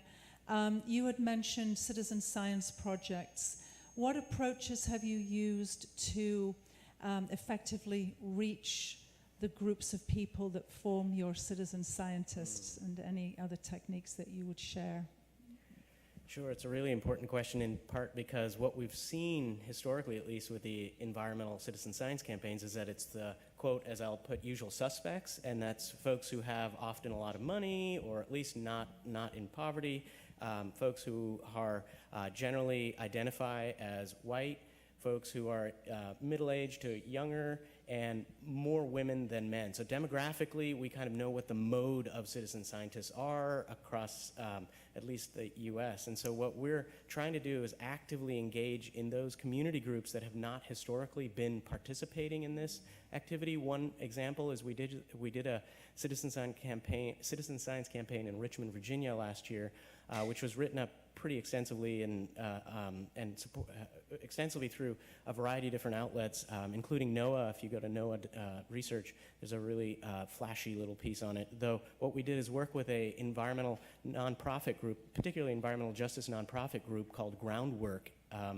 and Groundwork RVA. And there's a groundwork throughout the country. And this group this group, similar to the Emerge program, we're working with youth in that community to kind of identify potential job training and job approach. So in that sense, it's very akin to what the Emerge program is doing, and very intentionally working with this community-based environmental justice group, who arguably knows more about what's happening in that community and the communities that are being disproportionately affected by urban heat. And our results from the Richmond campaign kind of hit it right on the nose. The most number of hospitalizations, the most number of healthcare impacts that are happening, or the ambulance. We had ambulance data for where ambulance calls were related to the most number of heat-related events.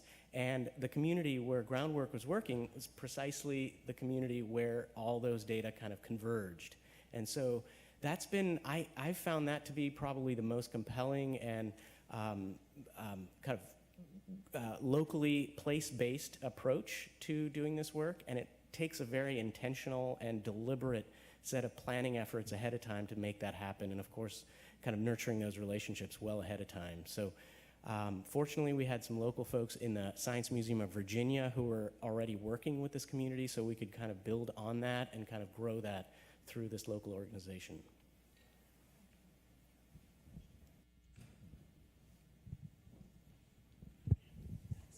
So thanks for the interesting presentation. One question for Giovanni. How do you assess environmental performances from stormwater infrastructure, in particular nitrogen? So how do you evaluate nitrogen in order to decrease, because there's a big issue that it can decrease water quality in the groundwater quality. And then another question for Vivek. How do you assess pollution removal by trees? So which tool do you use, which model? And how do you relate that with health information? Well, really quickly on my question, I actually defer to two of the people on the stage here, Dr. Benoit and Dr. Giovanni, who have done studies on our bioswales. And again, it's the partnerships. So if either of them have any comments on nitrogen removal?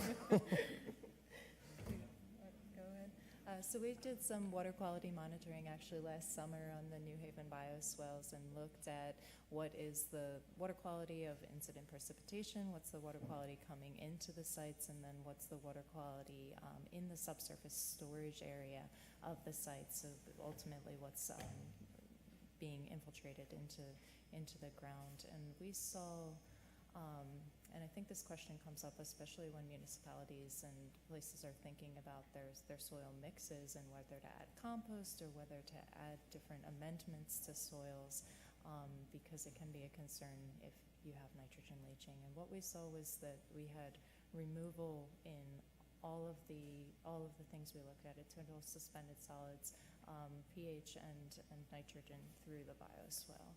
And it's just preliminary results at this point, but we did see a removal in the bioswales. And I'll quickly just say that there's a couple of papers I'd be happy to send you on this.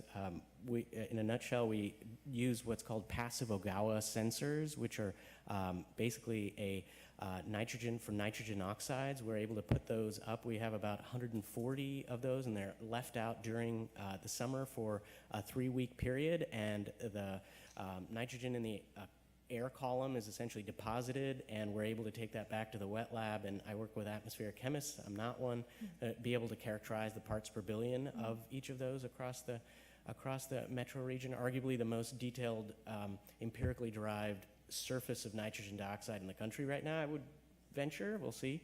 I like making those statements in big groups because I want to be challenged with this. And then for linking, and we've also got a set of purple air monitors, which is a company out of Salt Lake City, and we've deployed those throughout the city as well for PM1, 2.5, and 10, where we can gather that at a high resolution, and then we link those to an Environmental Protection Agency epidemiological healthcare model, which takes a library of dose response in relation to how much exposure do you have to PM or to nitrogen oxides, and what's the relevant effects on that at a community scale or at a population scale. And so you're able to get at asthma, hospitalizations, et cetera, and those each have monetary values associated to them. Okay, I think we can take 2 more questions if we cut a tiny bit into our coffee break. So let's start here. Thank you all for your insights. Picking up on what Nushin said about how different groups of people, children, adults, engage with spaces differently, I was wondering if you all could share some of the best practices that you've picked up about creating green spaces that make people feel comfortable, that people are interested in engaging with, that they feel safe in.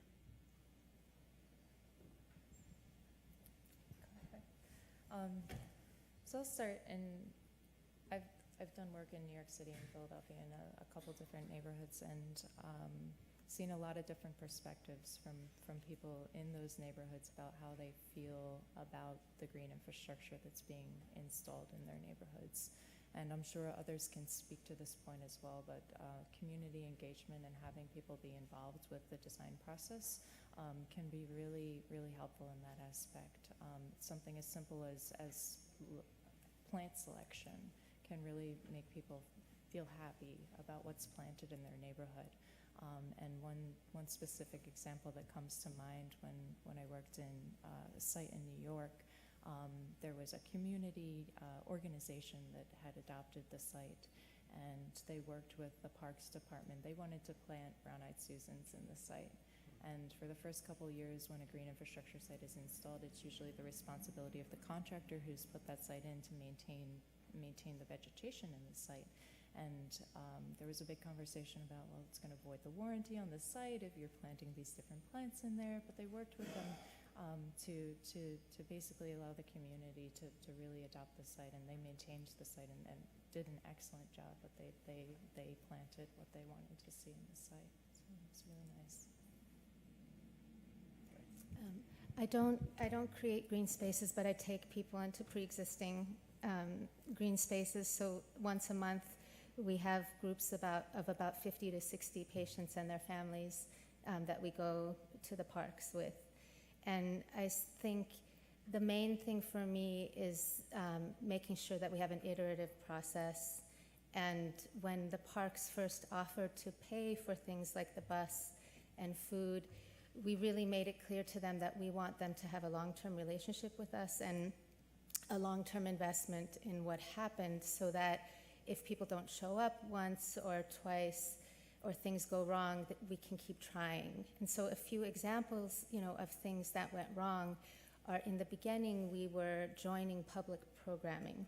And so I work in a clinic that serves 90% of our patients are on public insurance. Most are living in poverty. More than 70% are people of color, and there are 38 languages spoken. And it didn't work well when we joined public programming. And so we had to rethink that, and then we got our own programming. Then it was very difficult for the Park Service to just do nothing with us. They wanted to fill that time, and we had to really just protect the nothingness, which is the freedom to play and relax. And that took a lot of fighting, to be honest, between us and the parks. And I think our relationship is a good one because we keep fighting, and I think disengagement is the mistake. We've also had to do a lot of work with the parks about maybe hiring people of color on their staff.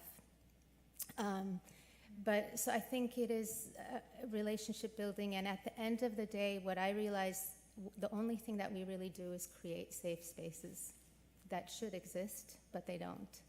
Also, you should look into Nina Roberts' work from SF State.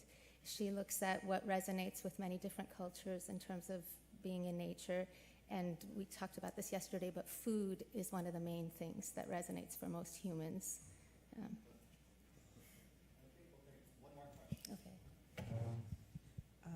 Diane Lauricella, Connecticut Roundtable for Climate and Jobs. This is a fascinating way to end the week, and I'm so happy to hear from all of your work. However, I'm not getting any younger, and when I appear before boards and commissions as an environmental consultant, I suggest green infrastructure as an alternative. In each of your disciplines, is there a pathway for advancing the science, the actionable science, by increasing continuing ed in each of your disciplines, engineers, medical professionals, etc.?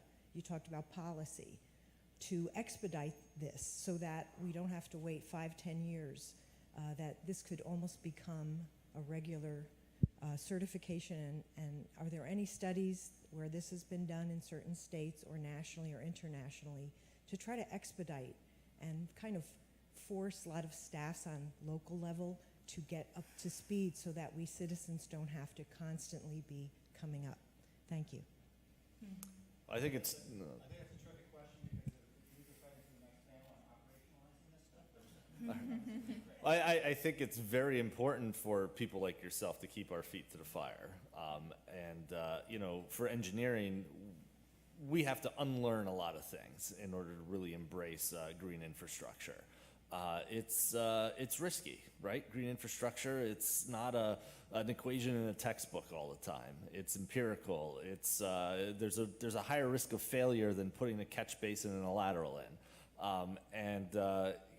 But I think there's so many other benefits. And once you start adding in the jobs piece, the green space piece, and all of these other pieces, that risk becomes so much more palatable. And I think one of the challenges in my field of, when we're municipal engineers, we often sort of hide in our discipline, and that keeps us safe pretty much always, but it also doesn't give us the opportunities to really make a difference. And that's a struggle we always have, trying to get out of our comfort zones. And I think what's important is to see examples where it works and to be able to point to other communities and also have these other co-benefits that shield you from, what you're trying to do is more popular because there are other benefits as well.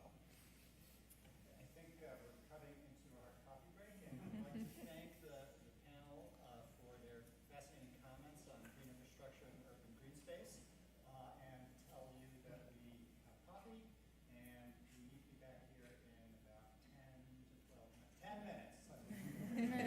let's thank you.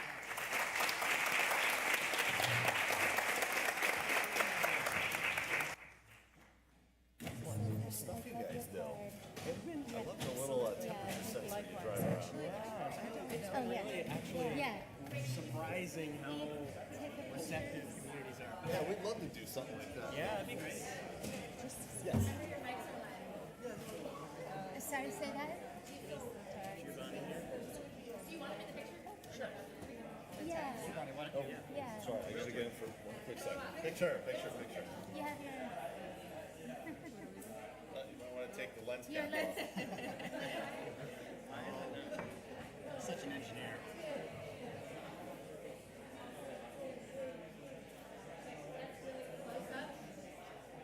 Oh, she's professional.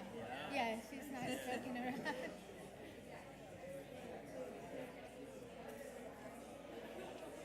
Thank you.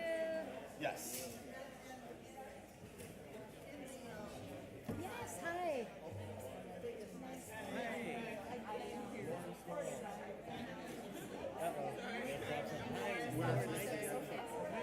I'll come around so I can hear you, so I don't Let me give it to you. Come down. I'm like Giovanni's Zann's parent. Okay. Although I'm not an engineer. Okay. I'm a social scientist and a clinicologist. These are public right-of-way trees. In the public right-of-way, yes. Well, they actually can't touch them without going to the tree warden of the city, who's the Parks Department. No, the tree warden is technically Becky, but Bill Carone is he's actually really, really good. Well, no, I mean, we're all technically responsible for everything in our department. So, like, I mean, my staff does a lot of the responsibilities, but at the end of the day, my charge is so it's more with that kind of thing. But he's fantastic. He's actually a trained arborist. Bill Carone is. But, yeah, we really don't let people touch those trees. And if they do, they have to. Right, so they have to protect them. Yes. Well, actually, when we do sidewalk replacements, we're very careful. We work closely with the Parks Department and everything. We try to. We're not great. Oh, thank you. Yes. I have. So we know each other. Yeah, I would certainly reach out to Bill. Just want to give him a heads up. Any work that's done in the public right of way, I think it's under standard specs for tree protection. I can't remember off the top of my head if they're replacing the sidewalk, but I think most developments are far enough from the street trees that it doesn't quite. Right. So I love this theme about green spaces. Correct. Yeah, I don't remember the exact site plan on it. So we've got there's like 2 or 3. Yeah, you sure we have Olive and Chapel, but Olive and Court.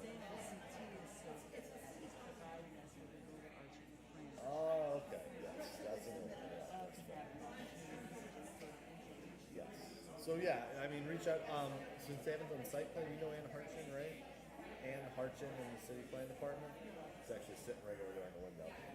She runs the site plan process, so you can always send Mike Piscatelli an email about it. Just hey, heads up, this will be coming through soon. We're worried about the trees. We street trees are fantastic.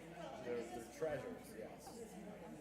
Yeah, that's been very successful.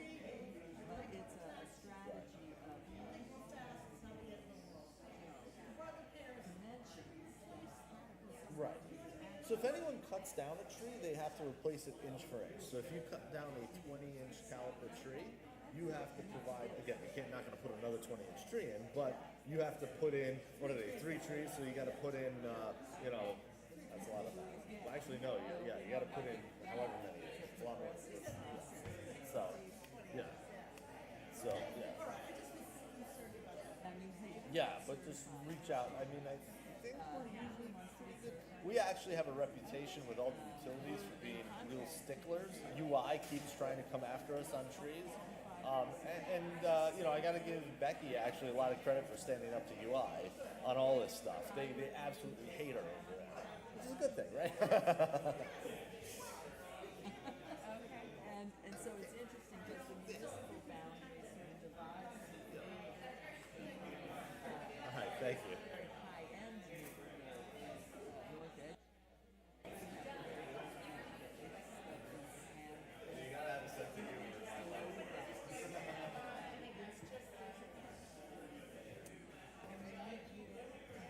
Happy to be involved. So, do you have a card? It's all right if you don't. But it's okay. Forgetting cards sometimes. My dad got here and I'm like, I bet I can figure out a Quinnipiac email address from the format that John, let's see, John, I know that we had at our e-book in September. And that's me. so I can, I would appreciate it. Yes, I would appreciate it.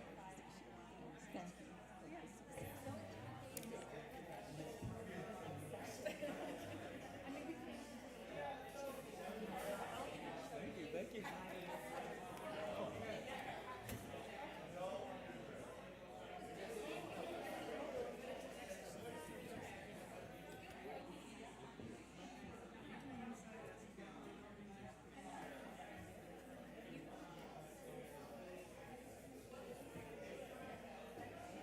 Are you? good, how are you doing? It's not me. Oh. Are you up first? She's up. Ready to rock and roll? Advances with just Ready? you guys know that you're advancing with the mouse. Okay, Right, and so there's a right pointer.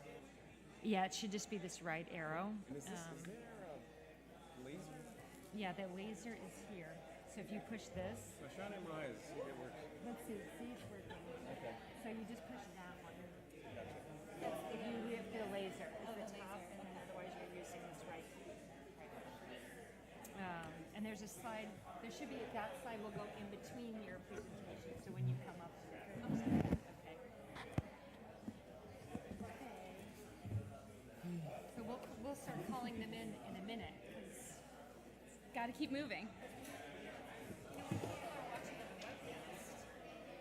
Oh, all of everything we're doing now? Hey, Yeah. I still haven't given you the sign form, but it's just okay. Just so you know, I approve. I approve.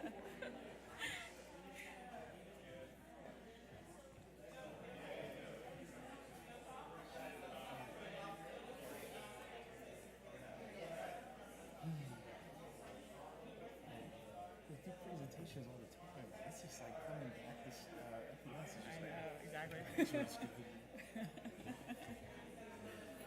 breathe.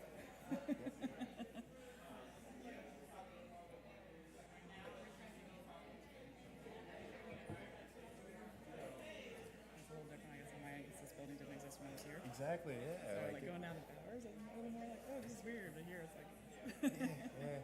I think I had a chance to visit maybe like 2011, 2012. I came on a visit and I just peeked in, but you know, yeah, I just can't imagine to see it in operation like this. yeah. So it's being built here? Yep, yep. We had everything in Sage, had some classes in Marsh, but mostly, yeah, Sage. Yeah, yeah, same. This wasn't here. It was under, I got to see it being constructed. That's so crazy. They broke ground the year after I left. Wow. Yeah, of course. No. But it's evidently a common name in Hungary. It's Miller in Hungarian. But I don't think I know Michael. He's been in sort of the green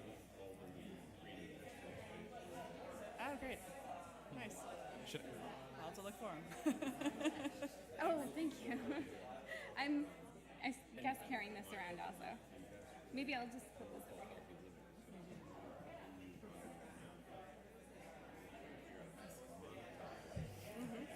Nice you. Yeah. Yeah. Yeah. Great. Yeah. Good. I'm Thank gonna you. say a few things about. I'm gonna say a few things about monetization. So. Yeah. Thanks. Nice to meet you. All right. Nice to meet you. Nice to meet you. Oh, thank you. Thank you. Thanks, Anna. Thanks. Oh man, that sucks. Oh no. Yeah, you know, I had the same thing happen to me, and just at work, you're used to shaking hands, and then forgetting to tell people, and somebody squeezes. So I know that feeling.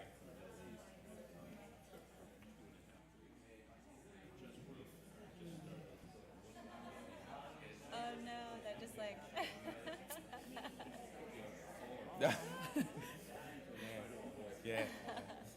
It's dangerous about a wrap or something on it because you don't know. Yeah. I think I broke this finger and then the thumb within the same year, and then kind of just going through it. But it was like meetings, and you're just like, hey, it's just such an instinct, and Exactly, someone yeah. grabs it. You know what I like to say? What? They let you know you're leaving. That's true.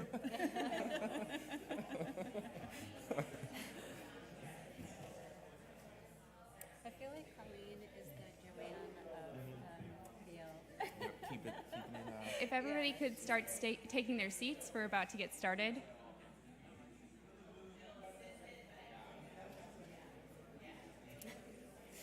Oh, no one ever listens. I know.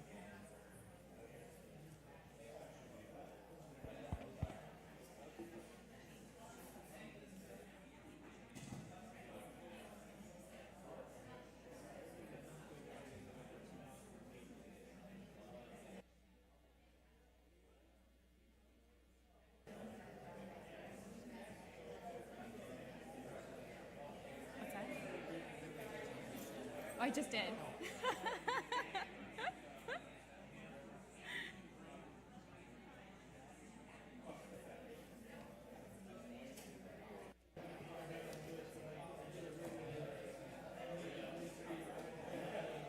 If you're just coming into the room, if everyone could take their seats so we could get started.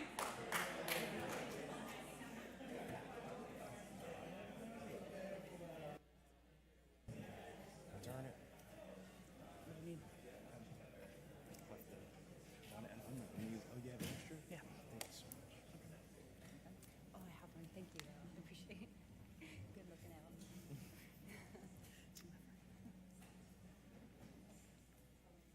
Okay, we're going to get started with the second panel. So this panel is entitled Perspectives on Operations, Addressing GI Costs and Capturing Benefits. I think we heard from a really great panel on to use Dr. Di Giovanni, I'm sorry if I mispronounce your name, that great slide that showed this kind of intersection between researchers and implementers. We heard great discussion this morning on the researcher end, and now we're getting a little bit more into the implementer side. My name is Caitlin Thean. I am a 2014 MEM grad of this school. Very proud to be here speaking with you today and moderating this panel.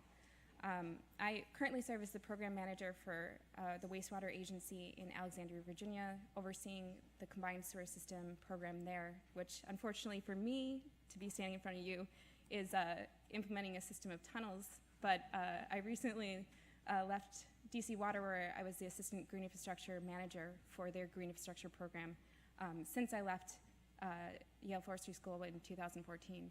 So I'm really excited to be here speaking with this group of panelists, and was reflecting on just this idea of operations and getting to be a part of this panel, and thinking about being here in 2012 to 2014, where the discussion at that point was really about how do we get green infrastructure into cities. To be standing here in front of you and talking about, okay, now we have green infrastructure in at least some cities, some early adapter cities, and how is it actually performing? Kind of having a bit of the ability to reflect on that aspect is really exciting.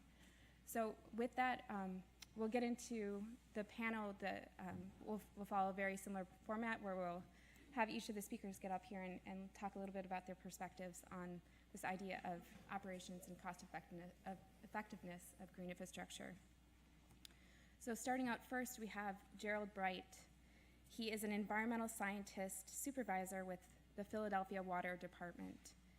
He has served as the manager of the Green Stormwater Operations Unit since 2012, and he is a MESC grad from 2008 of the school.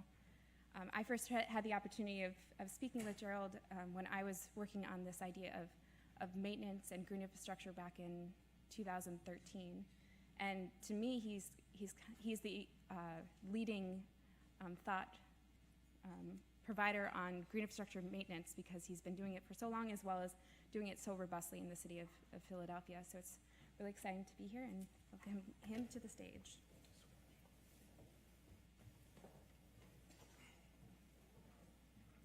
All right, good afternoon, everyone. Pleasure to be back. I will make sure that I'm brief in the presentation portion. One of the things that I wanted to do was provide some background. I think a lot of folks have heard about the Green City Clean Waters Initiative, but I kind of wanted to take an opportunity to share some of the details of the program with us so we all have a little bit more context.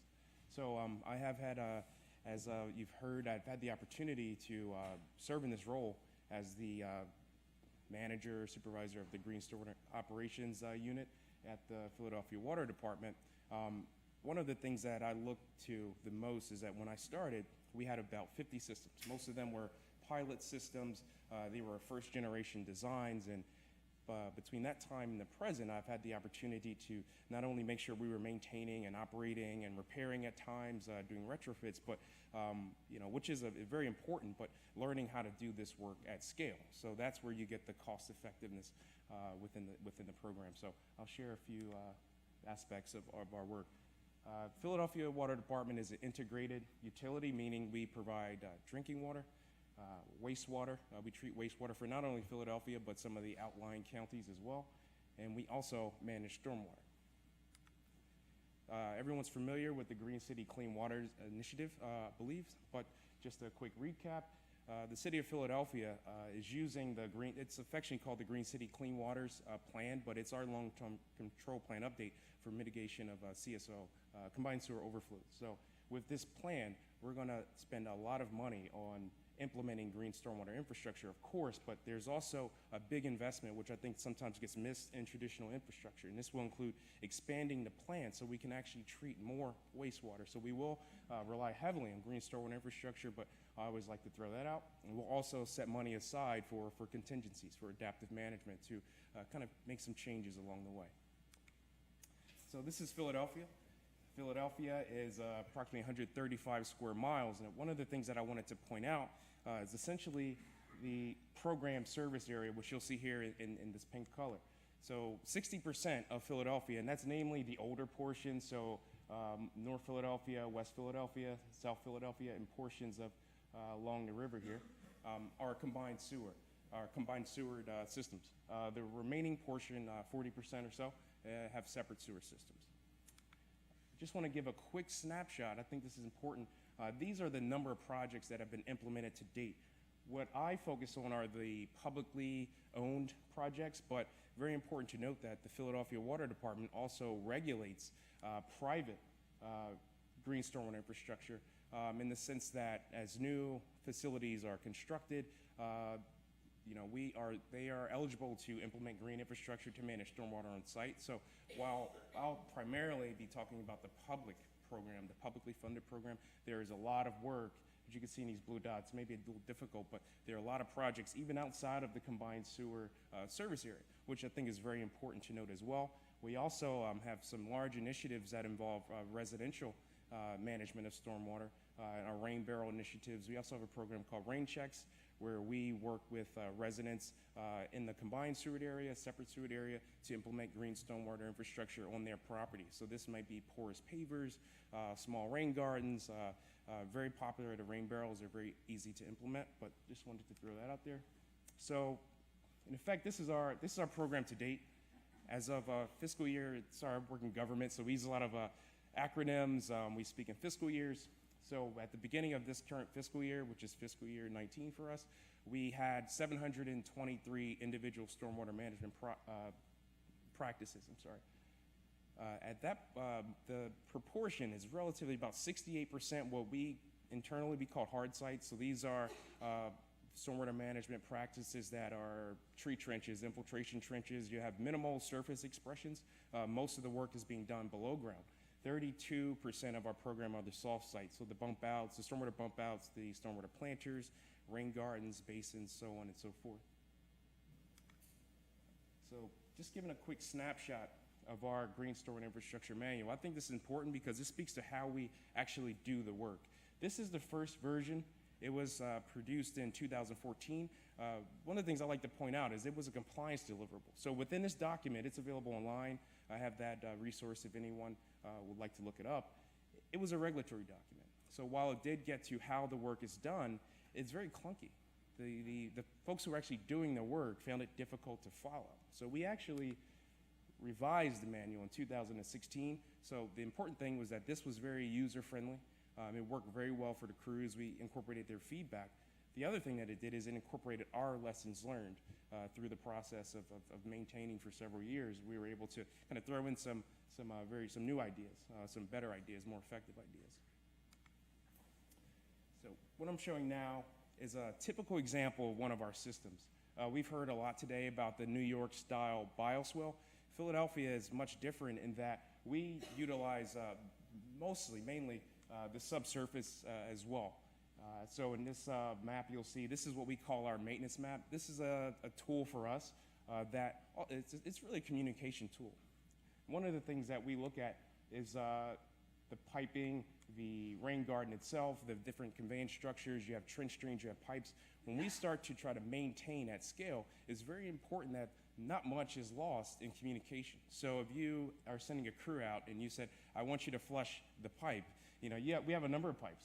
You have to be able to say which one. So one of the things that we've done along the way is we have unique identifiers for every asset that we have, be it a conveyance structure, a pipe, the system itself, which really helps in the communication and, again, being able to do this work at scale, do it in a very cost-effective manner. So this gives some insight as to our asset management platform, but also this is the main communication tool that we use with our contractors and our internal staff, our inspectors.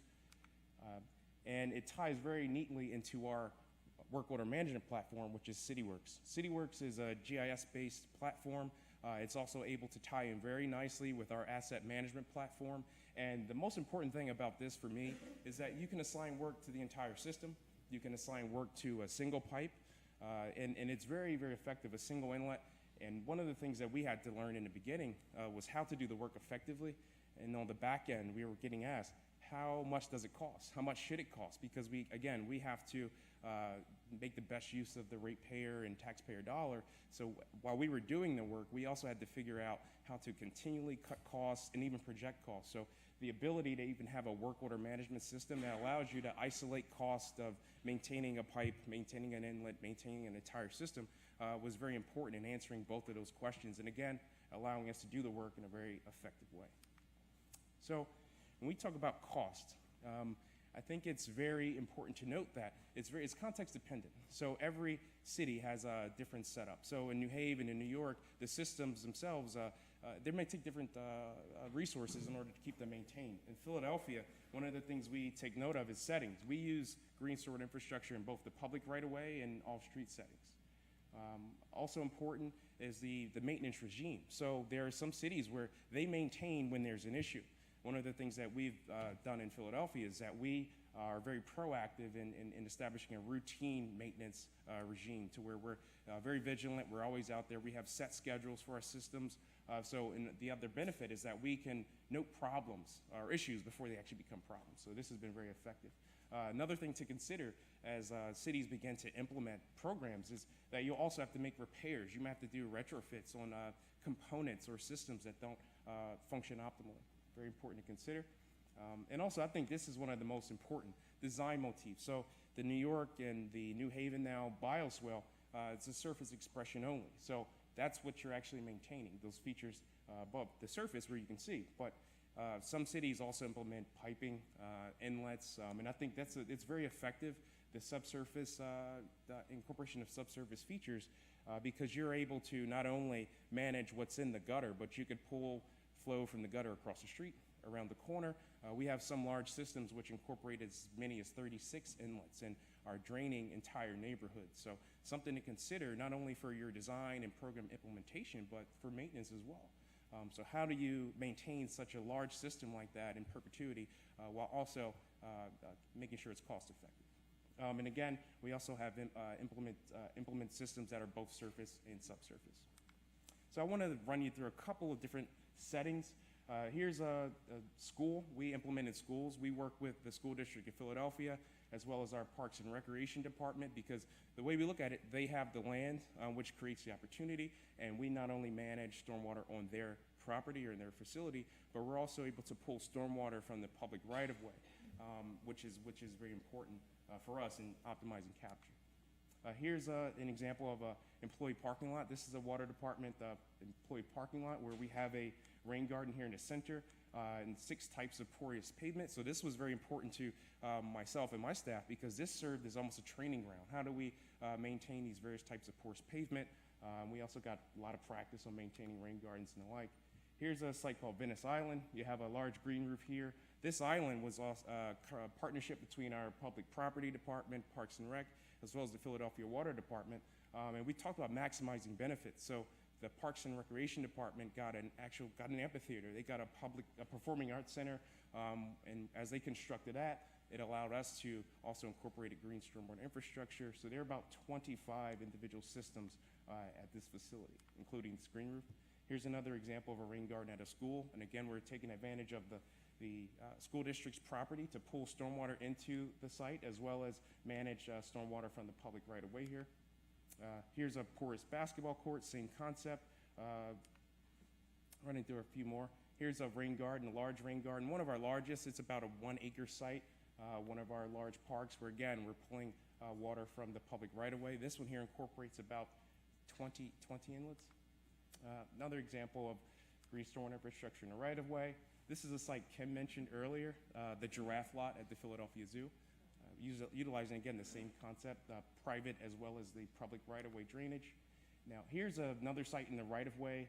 This is one of our smaller bump outs, and I'm kind of showing you a few of these settings here because, again, this is important to note when you're talking about maintenance and maintenance cost. So most of those stormwater management practices I showed you, very conspicuous. You know exactly what they are. They're vegetated, they're highly visible, we have interpretive signage, but the vast majority, 68% of our infrastructure, looks like this.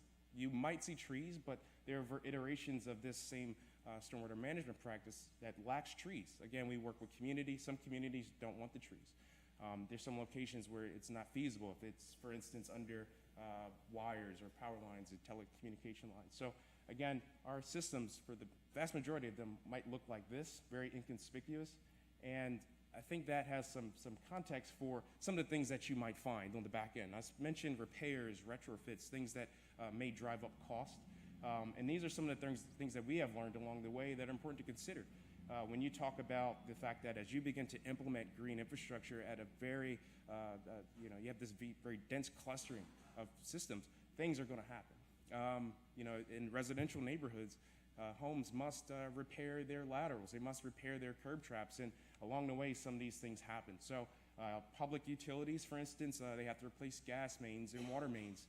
So along the way, we've tried to be very open in how we communicate with both private residences, other utilities, and we use that communication to, again, protect some of our investments here. One of the other things I wanted to note, public education. Public education.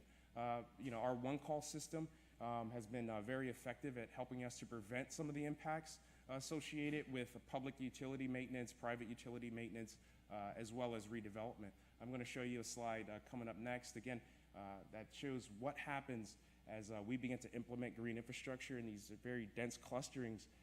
And in some neighborhoods, they're also redeveloping at a very high rate.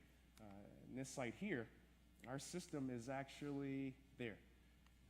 This was actually a church. We felt very safe when we sited this location. We began design. It was a large church, it's a historic church even. I'd been there a very long time. We said that this would always be there. However, in this community, that's been rapidly developing, so they're installing $200,000 and $300,000 condos. So again, this church that wasn't in operation was a prime site for redevelopment. And again, as a result, when they excavated a little too far, and our system slumped into this excavation. Now, this has since been repaired, but this was one of the first projects. I'll show another, along with this one and that one, that really let us know that there's a very urgent need to communicate with the development community to establish these internal processes that, one, allow us to protect our investments, communicate well with the development community, residential customers, to protect our infrastructure. So we can get into that a little later, but again, just providing some context for where we are in our program. And again, I'd hope that this gives you a glimpse at what you could expect or what's involved with implementing at scale. Thank you very much.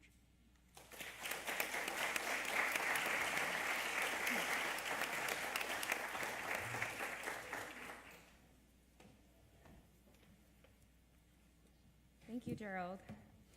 I think that that's a really great kind of lead into where before we can even really talk about performance, we have to understand how these systems are even being maintained or in some places preserved in place as they're being implemented in cities.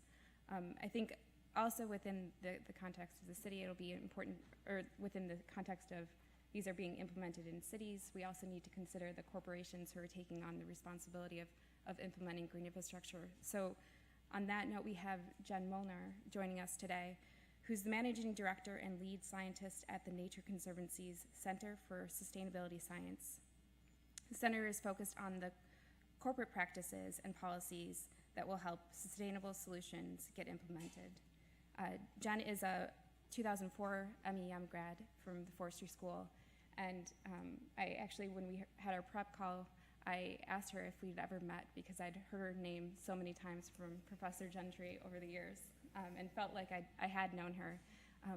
She's been working on a number of different things, but I first heard about her through the TNC's partnership with Dow in looking into green infrastructure and how they can be piloting it for their own purposes.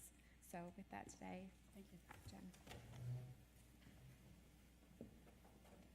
Thank you, and I'm really excited to be here. And Caitlin described sort of a somewhat linear path to this conversation. Mine was a little bit more roundabout. I began my career as an environmental engineer and was working in remediation in Boston, and actually came back to FES to move out of the private sector and move into conservation, and was thinking about proactively protecting the environment, and didn't tell anyone I was an engineer when I joined the Conservancy 15 years ago. Kind of kept that quiet because it wasn't as relevant, but then we started getting into how did these pieces merge and how does this come together? So the work with Dow and others has been an exciting chance to look for new kinds of solutions. And sitting from the Conservancy, and we see green infrastructure as a really exciting chance to think about how can we show there's really important reasons to invest in nature, whether that's source water protection, whether that's thinking about the resilience of our coastlines or our floodplains or urban stormwater, including work that Drew and his team are doing here in Connecticut. It's been really exciting seeing this come into the types of tools we're thinking about, and we work with a lot of different types of partners in this space, as you can imagine, but I'm going to focus in, as Caitlin mentioned, on some of the work we've done with companies, including Dow. And to start with, just to give you a sense of where some of these companies are coming from, they're looking at green infrastructure within or around their own facilities often, and a lot of times this really starts with some kind of regulatory requirement, that they're needing to meet a Clean Water Act requirement, but they're increasingly recognizing that climate change and resilience are issues they need to be thinking about. There may be resource limitations or stakeholder concerns to be thinking about. But this leads different companies in different contexts to think about a wide variety of types of green infrastructure.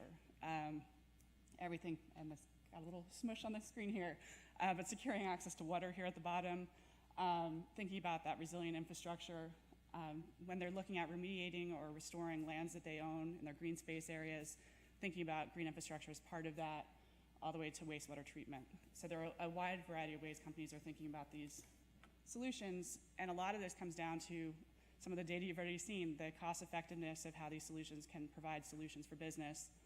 But increasingly, they're recognizing the longer term cost savings over time, as well as the benefits to communities and the environment That doesn't necessarily directly hit their bottom line, but if you think about things like license to operate within a community or attracting young staff to come work at a site and having that nature as part of it can be really important.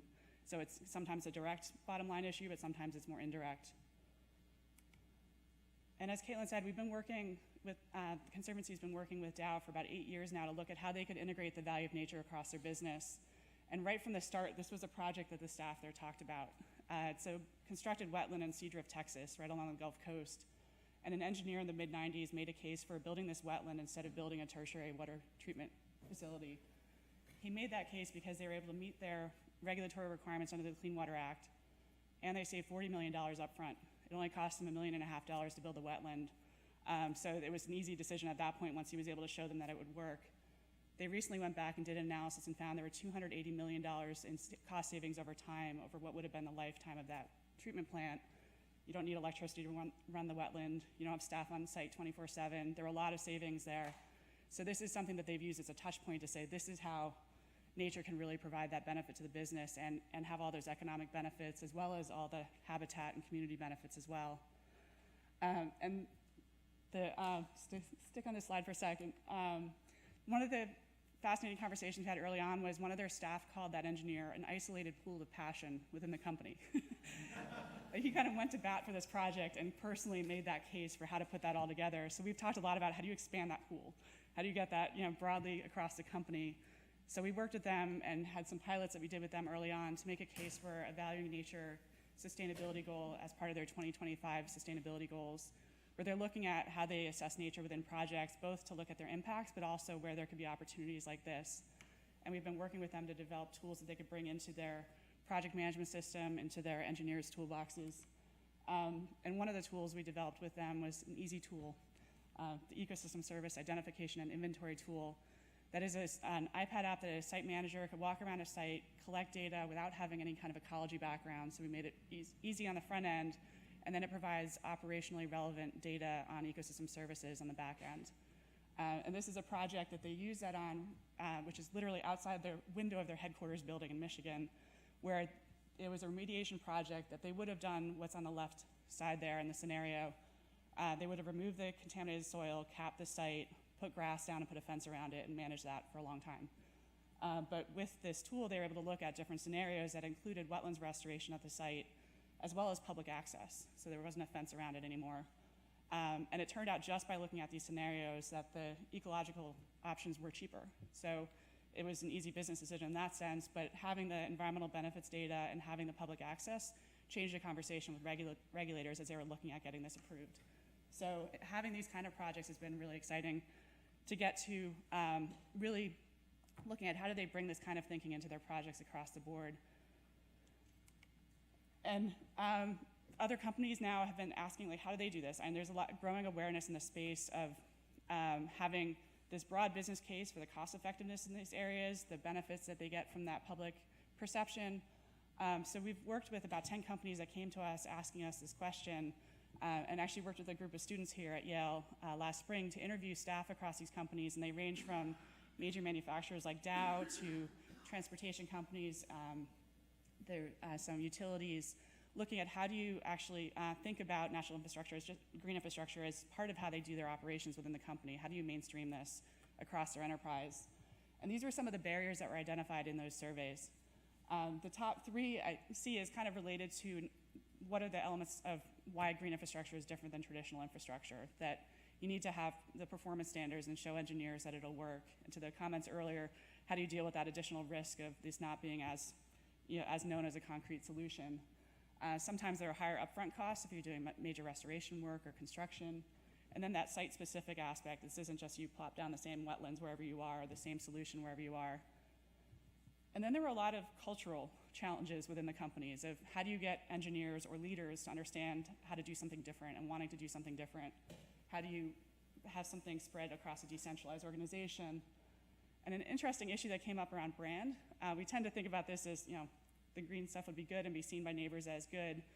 They've had issues where companies have put things like native prairie grass in front of their headquarters and their staff think it's unmowed lawn. So there's a element of engagement and education that's needed often in some of these projects to make sure it's not kind of perceived in the way that it wasn't intended. And then limited resources obviously can be a challenge. So we've worked with them, and this is, I should say, this is all kind of in a little bit of a sneak peek here. We're finishing up this report, but we're working with them to figure out a roadmap of what are some of the things you can do within the company to address each of these barriers. And so the barriers are here across the top, and down the left are some approaches, and we've tried to map out which approaches would be necessary to address the different challenges. So here you can see company culture could help with that decentralized aspect. If you can really build this into the culture, you don't have to worry as much about having to tell everybody at every site to do something. And if you look at this across the whole, you can see that with some of these challenges, you're going to probably need to do a lot to really kind of tackle how do you get to something spreading across a decentralized organization, or getting across change resistance, thinking about culture, thinking about company structure and how decisions are made, getting company leadership on board and really being an advocate. But some of these you can be a little bit more targeted. If it's around the technical issues, it may just be an external partnership can help with that, whether it's an engineering firm, a university, an NGO. So,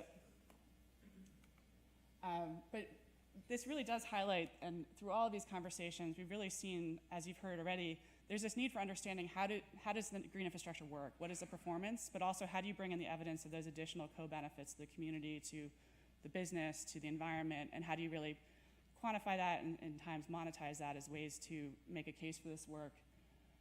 And then as you're getting into, once you've made the case, implementing it, we need to be able to connect in the financing. The financing can be complicated within companies because cost savings don't necessarily mean that you can then invest that money in a different solution. So how do you really line up the financing in ways that will allow these projects to go forward, as well as policy, both on the enabling side as well as making sure that there aren't restrictions in some of the regulations they're dealing with.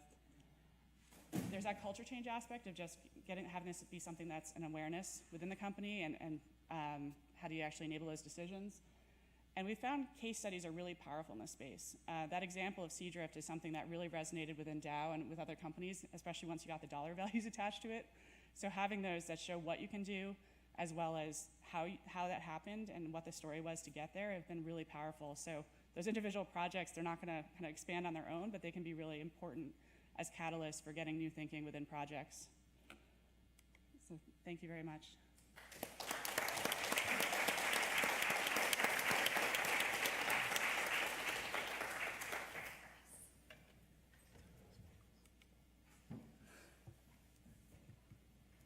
Thanks, Jen. Next, we have Paula Connolly, who's joining us from the Green Infrastructure Leadership Exchange, where she's the director of that peer-to-peer network, focusing on working with municipalities, water utilities, and counties to connect on the topic of GI and kind of build this network that builds the knowledge and then is able to share best practices across that network. I've had the very fortunate opportunity of getting to work with Paula in my previous role with DC Water, and I think that the GI Leadership Exchange is something that is really, I've seen it build a lot of this kind of connected culture of being able to share ideas and thoughts and ask questions in this kind of interim period where we're moving beyond the idea of what green infrastructure is into really being able to successfully implement it in cities. So it's a really great effort if you were not aware of it. So thank you.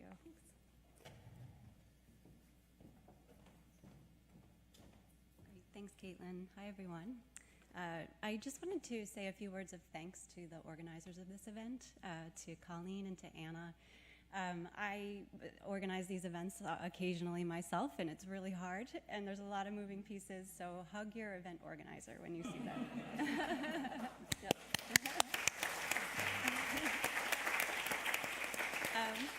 The other thing I want to acknowledge, because it really struck me, is really credit to the Yale community. I've really felt a lot of warmth and a lot of welcome, since I'm not really part of the community. So I really appreciate that, and just want to acknowledge it, because it's really been felt, and it's really important. I participate in a lot of these panels and don't always feel that way. So so thank you for helping us feel welcome. As Caitlin mentioned, I'm Paula. I'm the director of the Green Infrastructure Leadership Exchange. I actually sort of earned my stripes, though, implementing green infrastructure, working for 13 years for the city of Philadelphia with Gerald's group and others.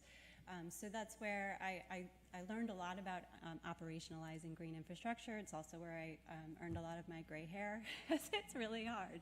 It's really difficult. But the exchange is a network of cities like Philadelphia, like the folks from New Haven, who are we're really working together to transform our communities by mainstreaming nature-based stormwater solutions. So we're all public entities. We're focused on the public sector. We're cities. We're municipalities. We're water utilities. Giovanni gave this really great example of the kind of thing that happens all the time in our network. He said, we took New York's design and then we got rid of some things because they didn't make any sense, and we built upon it and we made it better. And so that's the kind of thing that happens. Not that it didn't make any sense, but but we made it better for our purposes. So that's the kind of thing that happens over and over and over again at scale, sort of that sort of peer learning on steroids. So Caitlin asked us to talk a little bit. So as I mentioned, I sort of started out with the city of Philadelphia. I earned my stripes there, but I've been given the sort of allowed to be given a little bit of a more global view, having worked with more and more of these types of agencies that are experiencing similar challenges. So Caitlin asked to sort of give my sense of what the state of implementation is. Where are we in implementing this stuff? How fast have we come to get this in the ground, alluding to the question that was posed earlier. So I would say that while we have come pretty far, that green infrastructure is still the realm primarily of innovators and early adopters. And if we do our jobs correctly, then we're going to help to mainstream it, and we're going to help to push it so that it becomes the realm of everyone and not just the few. The primary driver, as we've heard from the other panelists, continues to be regulation. We're doing green infrastructure because folks need to address combined sewer overflows and they need to address their MS4 permits. But it's the other stuff. It's all the pressures of climate change. It's the pressures of aging infrastructure. It's the pressures in certain cases of increasing population, combined more on the bright side, which is the promise of a lot of these community benefits that are more so afforded with the green approaches than with the more traditional approaches, that are really obligating municipal decision makers to take a serious look and to evaluate the impact of a green approach and their approaches. So the framework around here is sort of how do costs and benefits play out within our member base. And so I have sort of 4 main ideas that I just want to sort of describe a little bit in more detail. And they're more about, provocation for discussion, that more than sort of, big theories, but or proven theories in some cases. So the first point that I want to describe, and we've heard it already, so I feel like I'm in really good company with Dr. DiGiovanni, that green infrastructure is working. That number 2, green infrastructure is cost effective. Number 3, that co-benefits, these co-benefits that are also always part of the conversation, are complicated. They can increase short-term costs, which can create some sticker shock, I think, for some folks who are seeking out and trying to go in this direction. So I'll describe that a little bit. And then lastly, moving forward, we need better standards. We need GSI standards to be on the same par, if not better, than traditional standards for traditional infrastructure. And also, we need better monetization of those co-benefits that I talked about. So I'll describe what I mean by that. I'm not going to pretend to do anywhere near the effective and competent job that Dr. Giovanni did regarding the benefits and the effectiveness of these programs, but I did want to just show some results of a recent body of work that we did that looks at it a little bit differently. A lot of our communities are making decisions based on models, for the pure fact that there hasn't been a lot of data up until recently to make decisions on. And so what this is showing is really just demonstrating the closeness of the model predicted performance of green infrastructure in various locations throughout the country against monitored performance. And we're seeing that there's a close fit between that monitored data and the model data. So that what we're seeing is we're proving that what the models are that a lot of these decisions are building upon, a lot of the reason why some of these communities within our membership are taking a green approach, that's being actualized with the data that we're seeing on the ground, which is great news.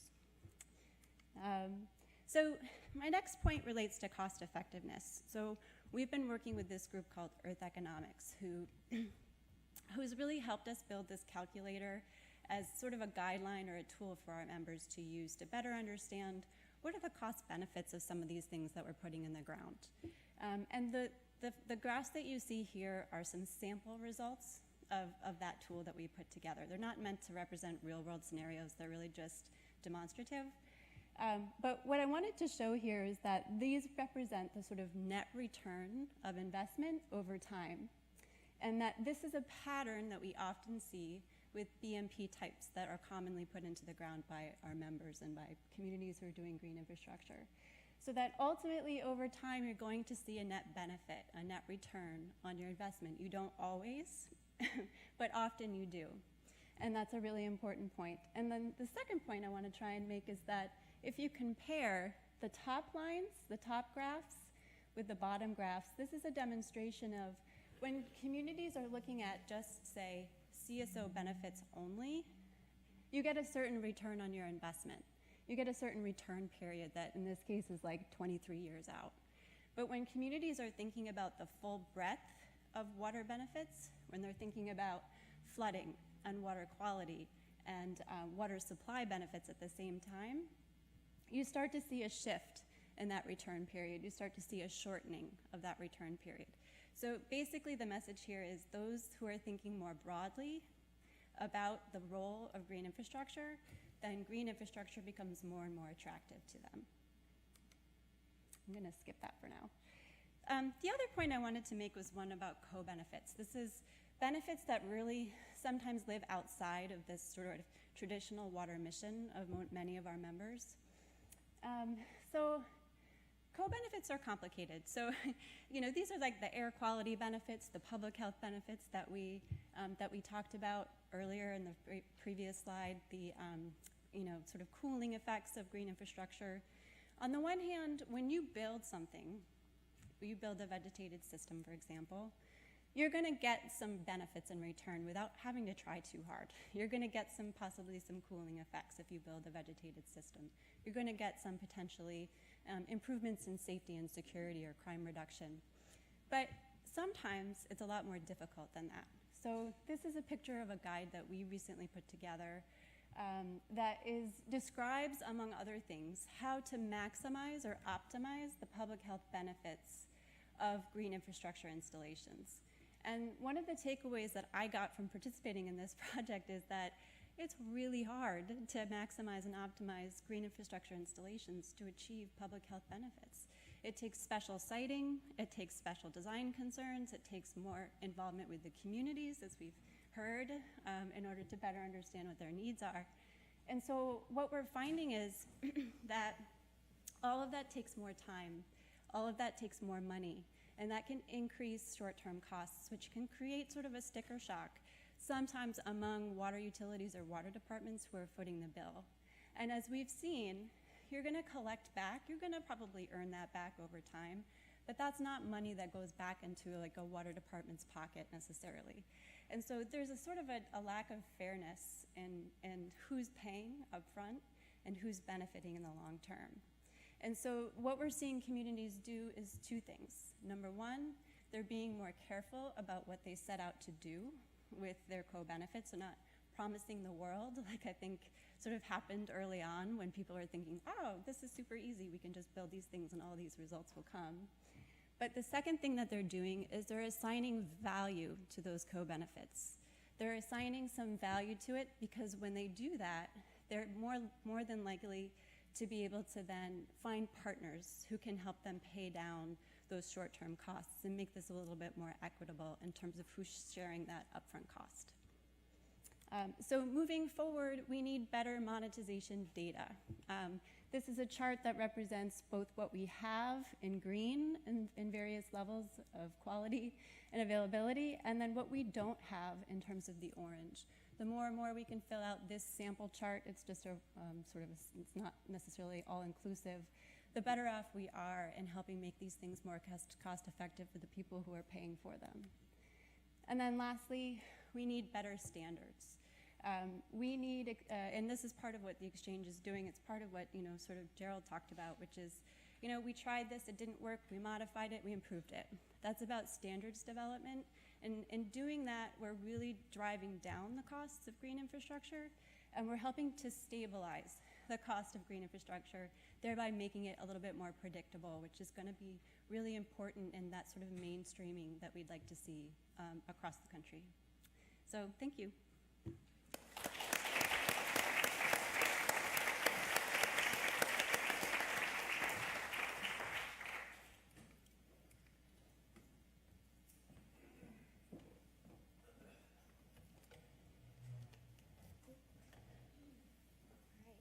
Great. I just want to start by maybe opening up the floor to questions in the room. We can also just move into discussion as well, but in case there are burning questions. Is somebody walking around with a microphone? Right over here.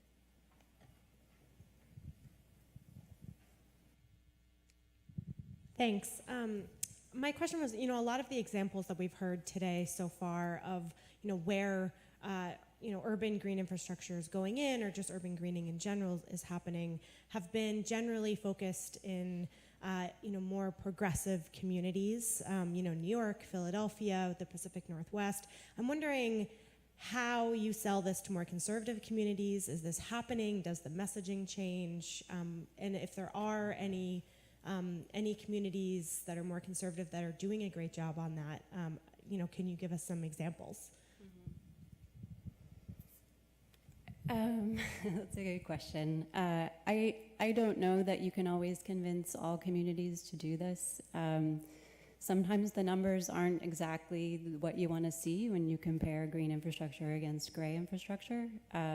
Sometimes the climate change message and the preparation message and those things don't resonate. So honestly, what I suggest is that there's a focus right now on doing everything that we can to build a body of work, to build standards so that the template is there, so that when it comes time, eventually I think we're not going to have a choice. I think that it's going to be quite obvious that this is something that needs to happen. And then by the time that that's the case, by the time cities and all communities are really forced to look at this, we will have had the templates in place for them to adopt it. I don't think that's the most positive outlook, but that's the one I take. And I could just add, not from the city's perspective, but going down to Texas and working with Dow, chemical engineering company, they took a pretty conservative approach to climate change and a number of issues that came up. And having that data and having just showing them here the risks you're dealing with, and as you think about your facilities along the coastline and sea level rise, we kind of took the politics out of it and didn't try to kind of push the climate agenda in that sense, but in the conversations working with our engineers, just focused on here's the risk we need to be thinking about, and here are some solutions. So I think that's a really great next step. And I would echo that as well. We speak in Philadelphia, we have conversations quite often with other cities, large, small, Midwest, West Coast, and the South. And I think that they see the upfront investment of some of the early adopters, as Paul's been mentioning, and we've really taken that to mean that people are going to continue to come and they're going to have questions only because they want to do it in a very cost-effective way. There's some uncertainty involved, so we've really taken that on as a mission to kind of be very open and forthright with the lessons learned, some of the pitfalls, so that again, some of the smaller communities, the less maybe the more conservative communities, when they do it, as Paul said, it's a template and it's proven, and they are going to get those benefits right away without running into some of those pitfalls. So I think that's kind of, I think if most of the early adopters again have taken on that mission to be very outright and share what they've learned.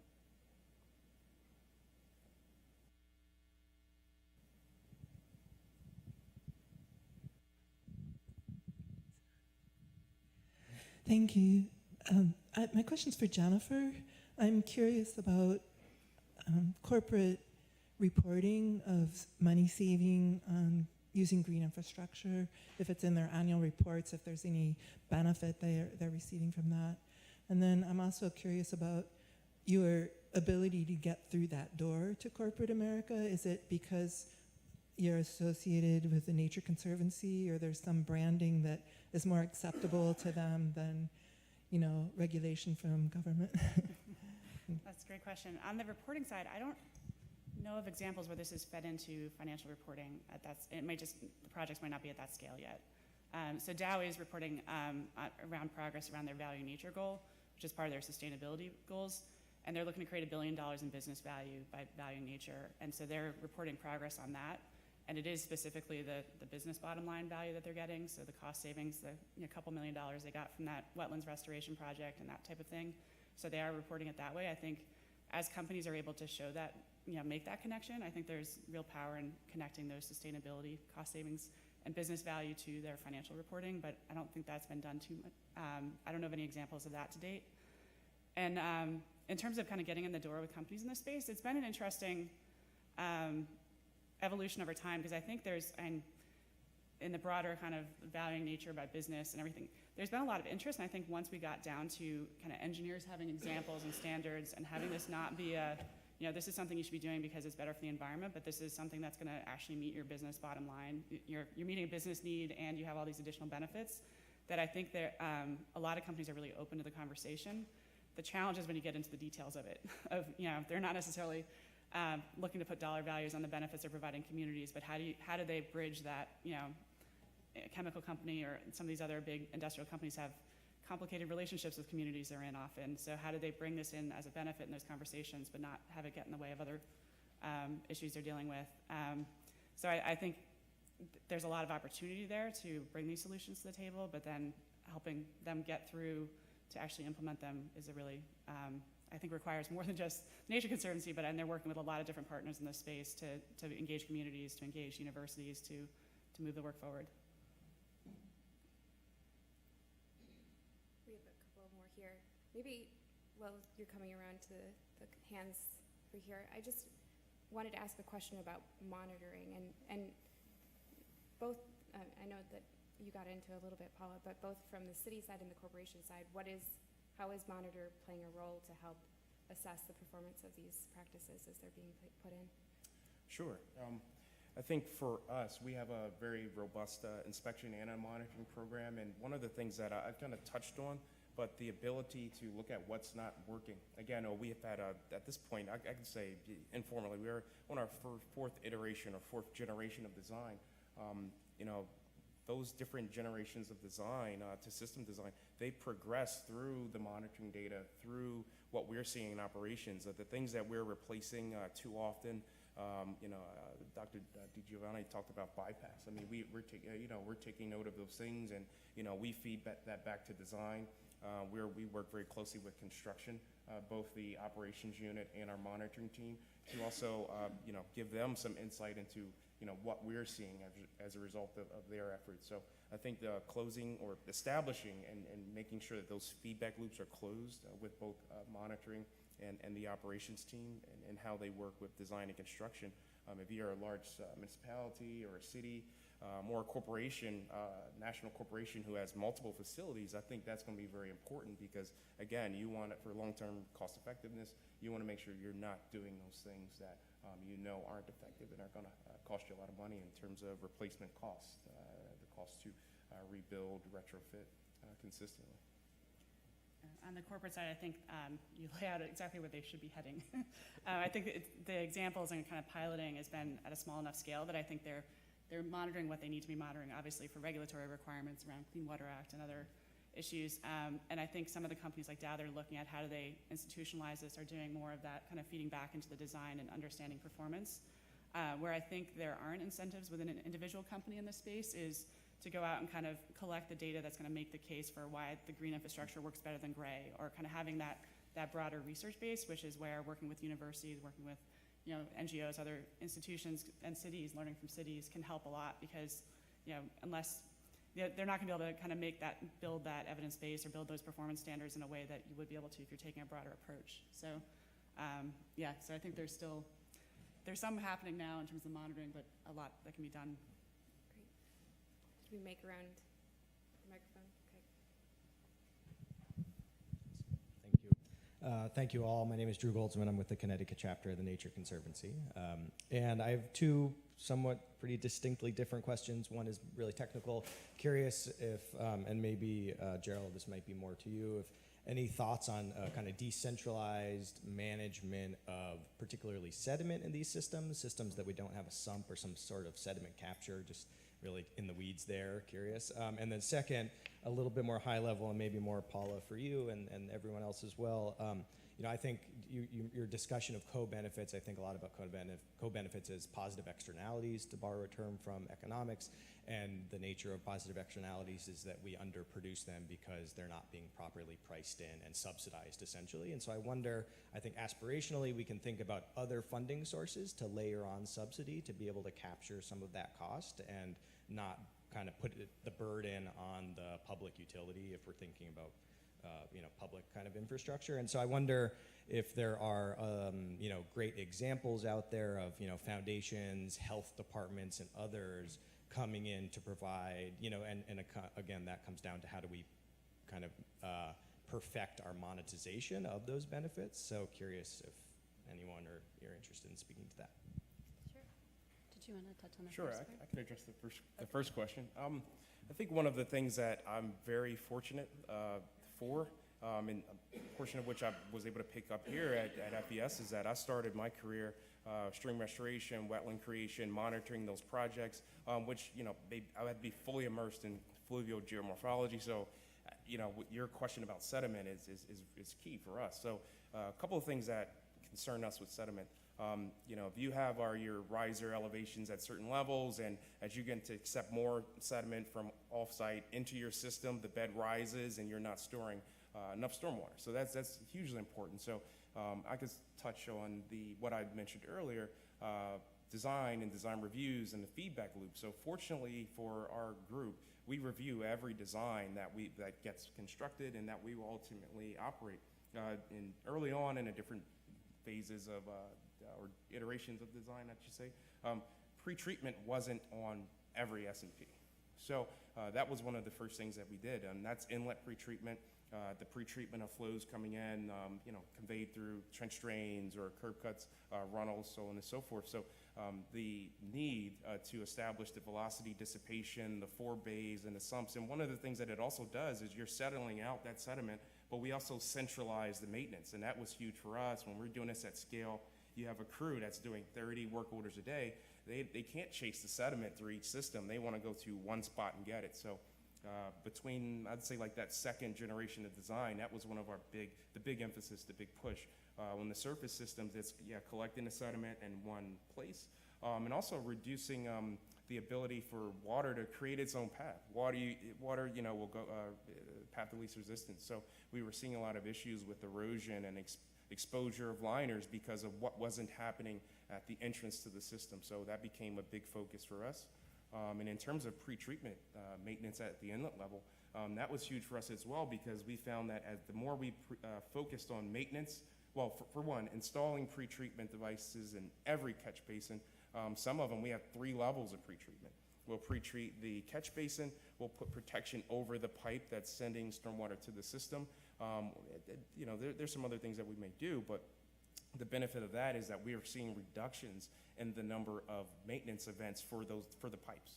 So we are, you know, utilizing our crews, our inlet cleaning crews, we're retooling them and retraining them to, just as they're doing 30, 40 inlets a day, go to 30 or 40 catch basins and maintain a pre-treatment device, which is taking a lot of the pressure off of the crews that do the subsurface maintenance, and it's been a big cost saver and is very effective for us.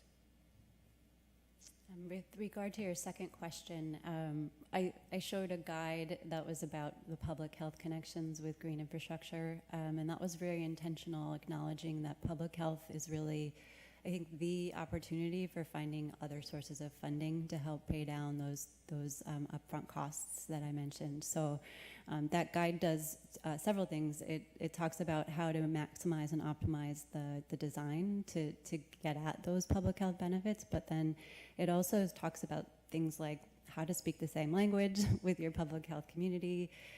One of the things that we've done recently is have have a convening with public health folks and green infrastructure folks to start talking about opportunities to work together and to possibly cost share on some projects. So it hasn't happened quite yet in the way that we'd like to see it, but I think it's an area of promise. And just building on quickly on each of those, a cautionary tale on the maintenance side for Dow was that Seadrift wetland that they built in the mid-90s, they ended up taking for granted the fact that they didn't need to maintain it as much. And they've recently gone back and realized that they actually need to spend some time doing that. So there was a level of like, nature's gonna take care of itself, and they trusted that a little too much. So there's some of that. And the co-benefits, I think, is a big part of how Essential Team at Dow is helping make a case for these kind of projects, both bringing in the longer term cost savings, but with realistic maintenance in there now, but also how do you really value or at least even identify some of those additional benefits that they're finding that that's not something that just happens because they kind of have the tools out there, but they're doing more hand-to-hand working with those teams to do that. I actually had a question for you, Paula. I know that the Leadership Exchange has been interested in moving that conversation forward. Could you just provide any sort of update on where that stands? On the co-benefits? Yeah, on the co-benefits, yes. Yeah, so the co-benefits has been central to our work.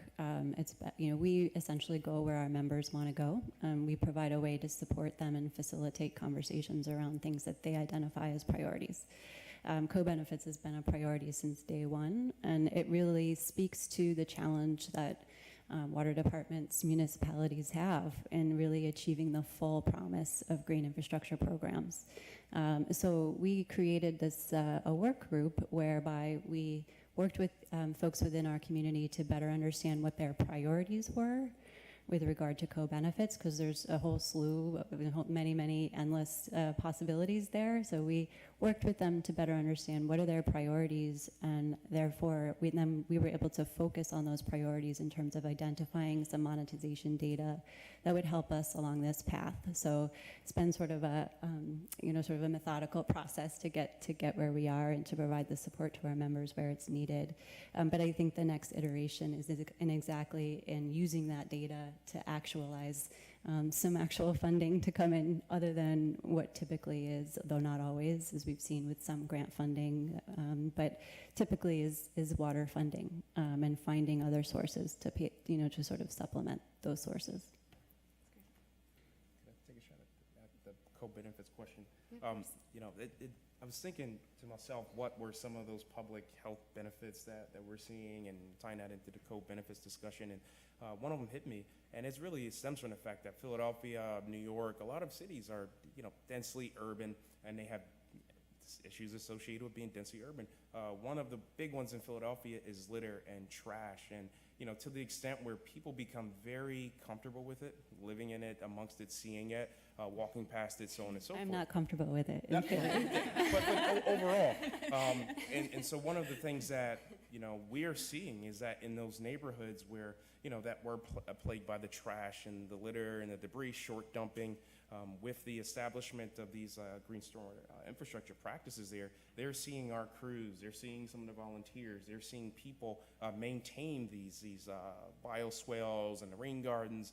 And for one, they're always curious, can I work for you guys? But also, you have something now in that community where it becomes this island of cleanliness and aesthetic value that wasn't there before. So it might not be something you can measure as a health benefit, but it is definitely a community benefit and a co-benefit. And one of the things that we're seeing is that we're reaching the younger generation.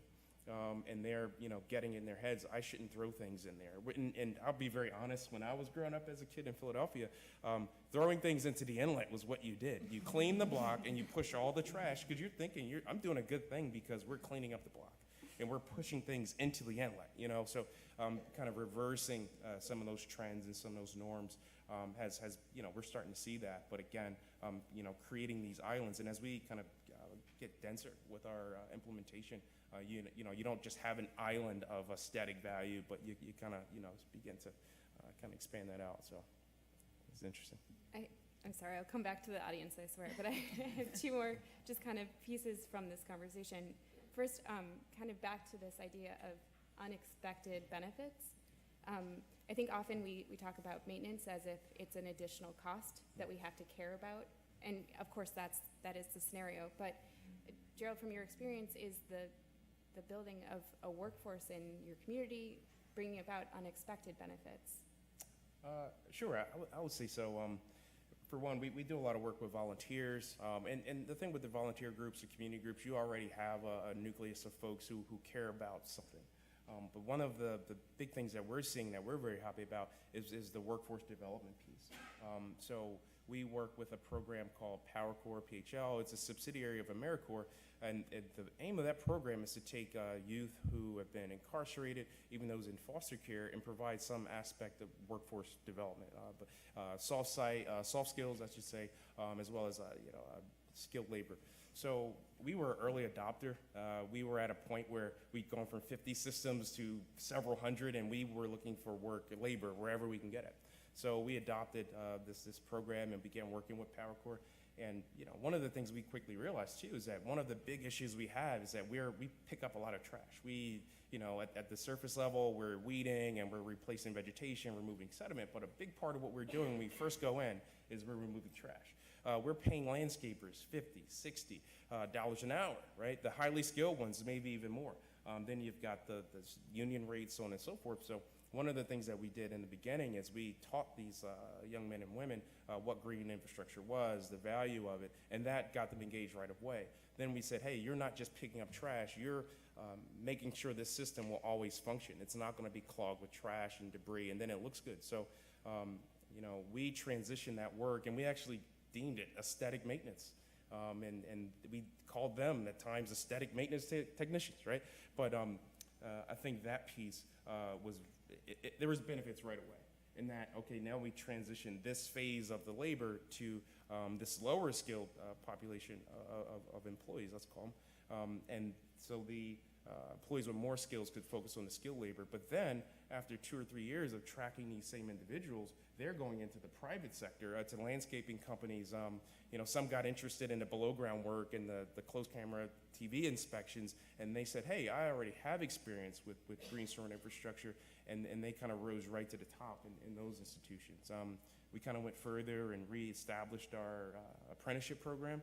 So likewise, those individuals that were working with PowerCorps became apprentices, and now they are in civil service. Right, so we've seen that immediate impact on that community in terms of reducing unemployment rates within that population, but then they've also been able to provide benefits to the private sector and to us. We have employees that started already trained, so it's been very, very interesting.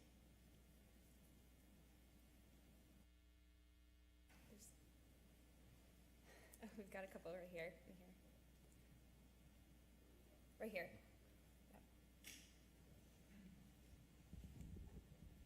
Galina Churkin, a visiting fellow at Yale School of Forestry and Environmental Studies. I'm not American, I'm from Europe, so I have I'm in a different perspective on this whole issue. So in Europe, there are many cities that have regulations on how much of the city area can be paved, especially in the areas that are prone to flooding and where the storms come more often. There are also a lot of there is a lot of experience with semi-pervious surfaces when you don't pave everything, like in this picture, for instance, but you basically let some water sink through. And actually, scientists know how to calculate, for instance, the area that should be left for the green infrastructures, or that should be kind of paved with the semi-pervious surfaces to avoid building this very expensive, I think, storm infrastructures. So I'm just wondering why I didn't hear so much about this in these presentations. I'm just curious, is it so expensive? Is much more expensive here? Are there regulations that actually prevent doing that? Or what are the kind of barriers to do it a little bit differently? One of the things that I look at as I hear you communicating that question, I think of some of the, I don't want to call them mistakes, but there was a certain way in which the country, cities were engineered. And again, that's one of the things that we probably weren't thinking about. And I think that's where we are when you talk about combined sewer overflow. Back then it was about, let's get water off the street and just get it away from us and get it away from people.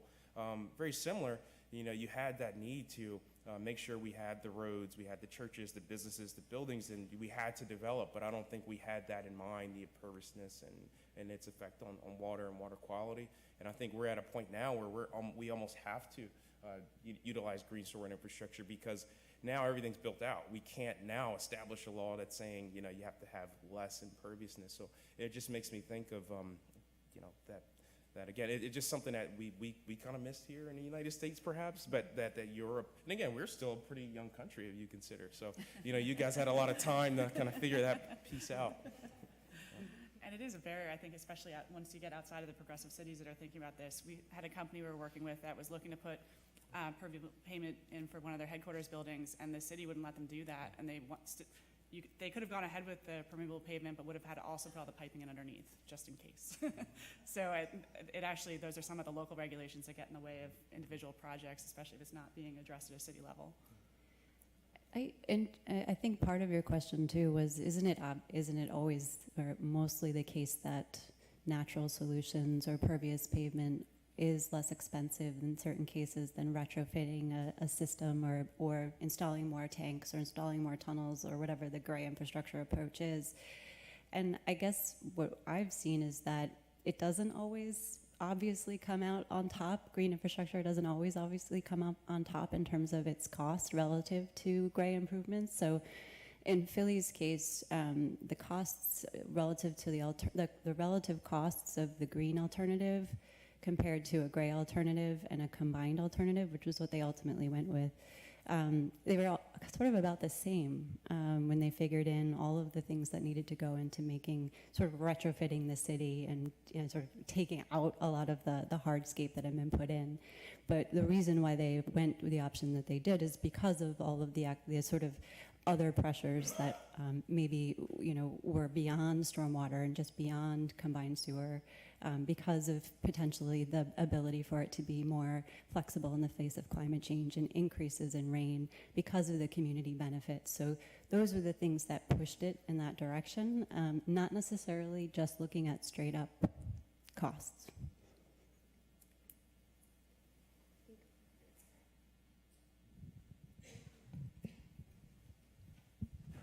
Thank you very much for a wonderful discussion. Paula, you had a matrix up with some of the areas where research was clear and more was needed. And I look forward to looking at that in more detail. But I would love to hear from the panel what you've learned about working with particularly university research activities and how that's most useful to your efforts, and where it's not, or where you would hope it would go in the future. Yeah, I think anytime we can align the needs with the action, with the research action, I think it's a wonderful opportunity for partnership. I thought the first panel was really excellent at how it described how universities were really working to monitor these systems that are in place. So that sort of practical, that providing that research, the resources for research and understanding how these things are working is super valuable. As you alluded to, I think having more information, having more research and data around the co-benefits, not even just from a monetization standpoint, but from a straight up, like, what is this doing performance-wise from a co-benefit standpoint would be really valuable, in addition to then taking that and having providing a value to it. One of the things that it makes me think about, I kind of smiled when I thought about it, because I remember being in that place of having ideas and approaching the water department as an intern, and I came in saying, listen, in these 3 months I'm going to do these things, and they said, wait, slow down. Because again, you have to fit that idea. If you can, for one, research it, find more about it, but prove that it's successful, you have to figure out how to incorporate it into this huge machine. So the Philadelphia Water Department, we're, I believe, 2,300 employees. We've got big trucks, we've got these large facilities, and I think we work very closely with the universities, Temple, Villanova, University of Pennsylvania, Swarthmore, others. And, the students have great ideas. And, some of them we actually learn a lot about in terms of how our systems are working. But for us, I think sometimes the struggle is implementability. You've got to be able to incorporate this idea into the workflows of 7 or 8 or 9 units, and there are the issues with procurement and how can we, actually you can even invent a product that's one all does everything, and we might not be able to buy it from you because of the way our procurement system works and who we can purchase from. So I think the benefit is very obvious and clear, But I think if we were able to work with the student early before they develop the thesis, or even the municipality or the agency saying, hey, here's our problem, as opposed to the inverse, where if I have this thing, use it. I think that's when we really begin to see the huge benefits actualized. Yeah, I think they both said it really well on how do you connect that real need with the research that can come out of the university, and we work with a lot of universities in this space as well. But another angle of this too is I think bringing these ideas back to what you're teaching in the classroom, to get the engineers, to get the students coming out of this school thinking about all these different connections and how do you work across sectors to put together these solutions, because I think we need training and folks coming out of schools thinking about these, going into those jobs and kind of up the pipeline, whether it's at the city level or other places. All right. I think unexpectedly the time came upon us, and I want to be mindful of it's lunchtime and now so I just wanted to thank all of our panelists and thank you for the questions today. So with that.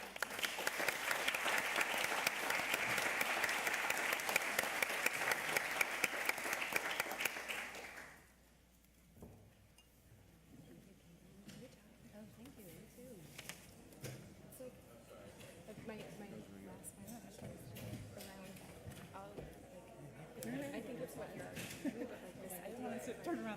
Each city, even as they come on and great statements, you have this like still failures along the way. And how do you capture all of There's it? one I So saw. that, I mean, there are a hey, couple of things. Philadelphia But did if I'm these mentioning things. the It didn't wetlands, work. like, Don't do I those can't things. get to wetlands And I just don't. anymore, and I'm In like, doing it. but there was one. To get something like program it. I mean, like we're always like, I saying mean, one way, like that just has we me. should be documenting. Yeah, no, I'd love to get your thoughts on that too. We tried and failed. We worked out with about 10 companies. It's in New York. Yeah, and you're right. I mean, the way that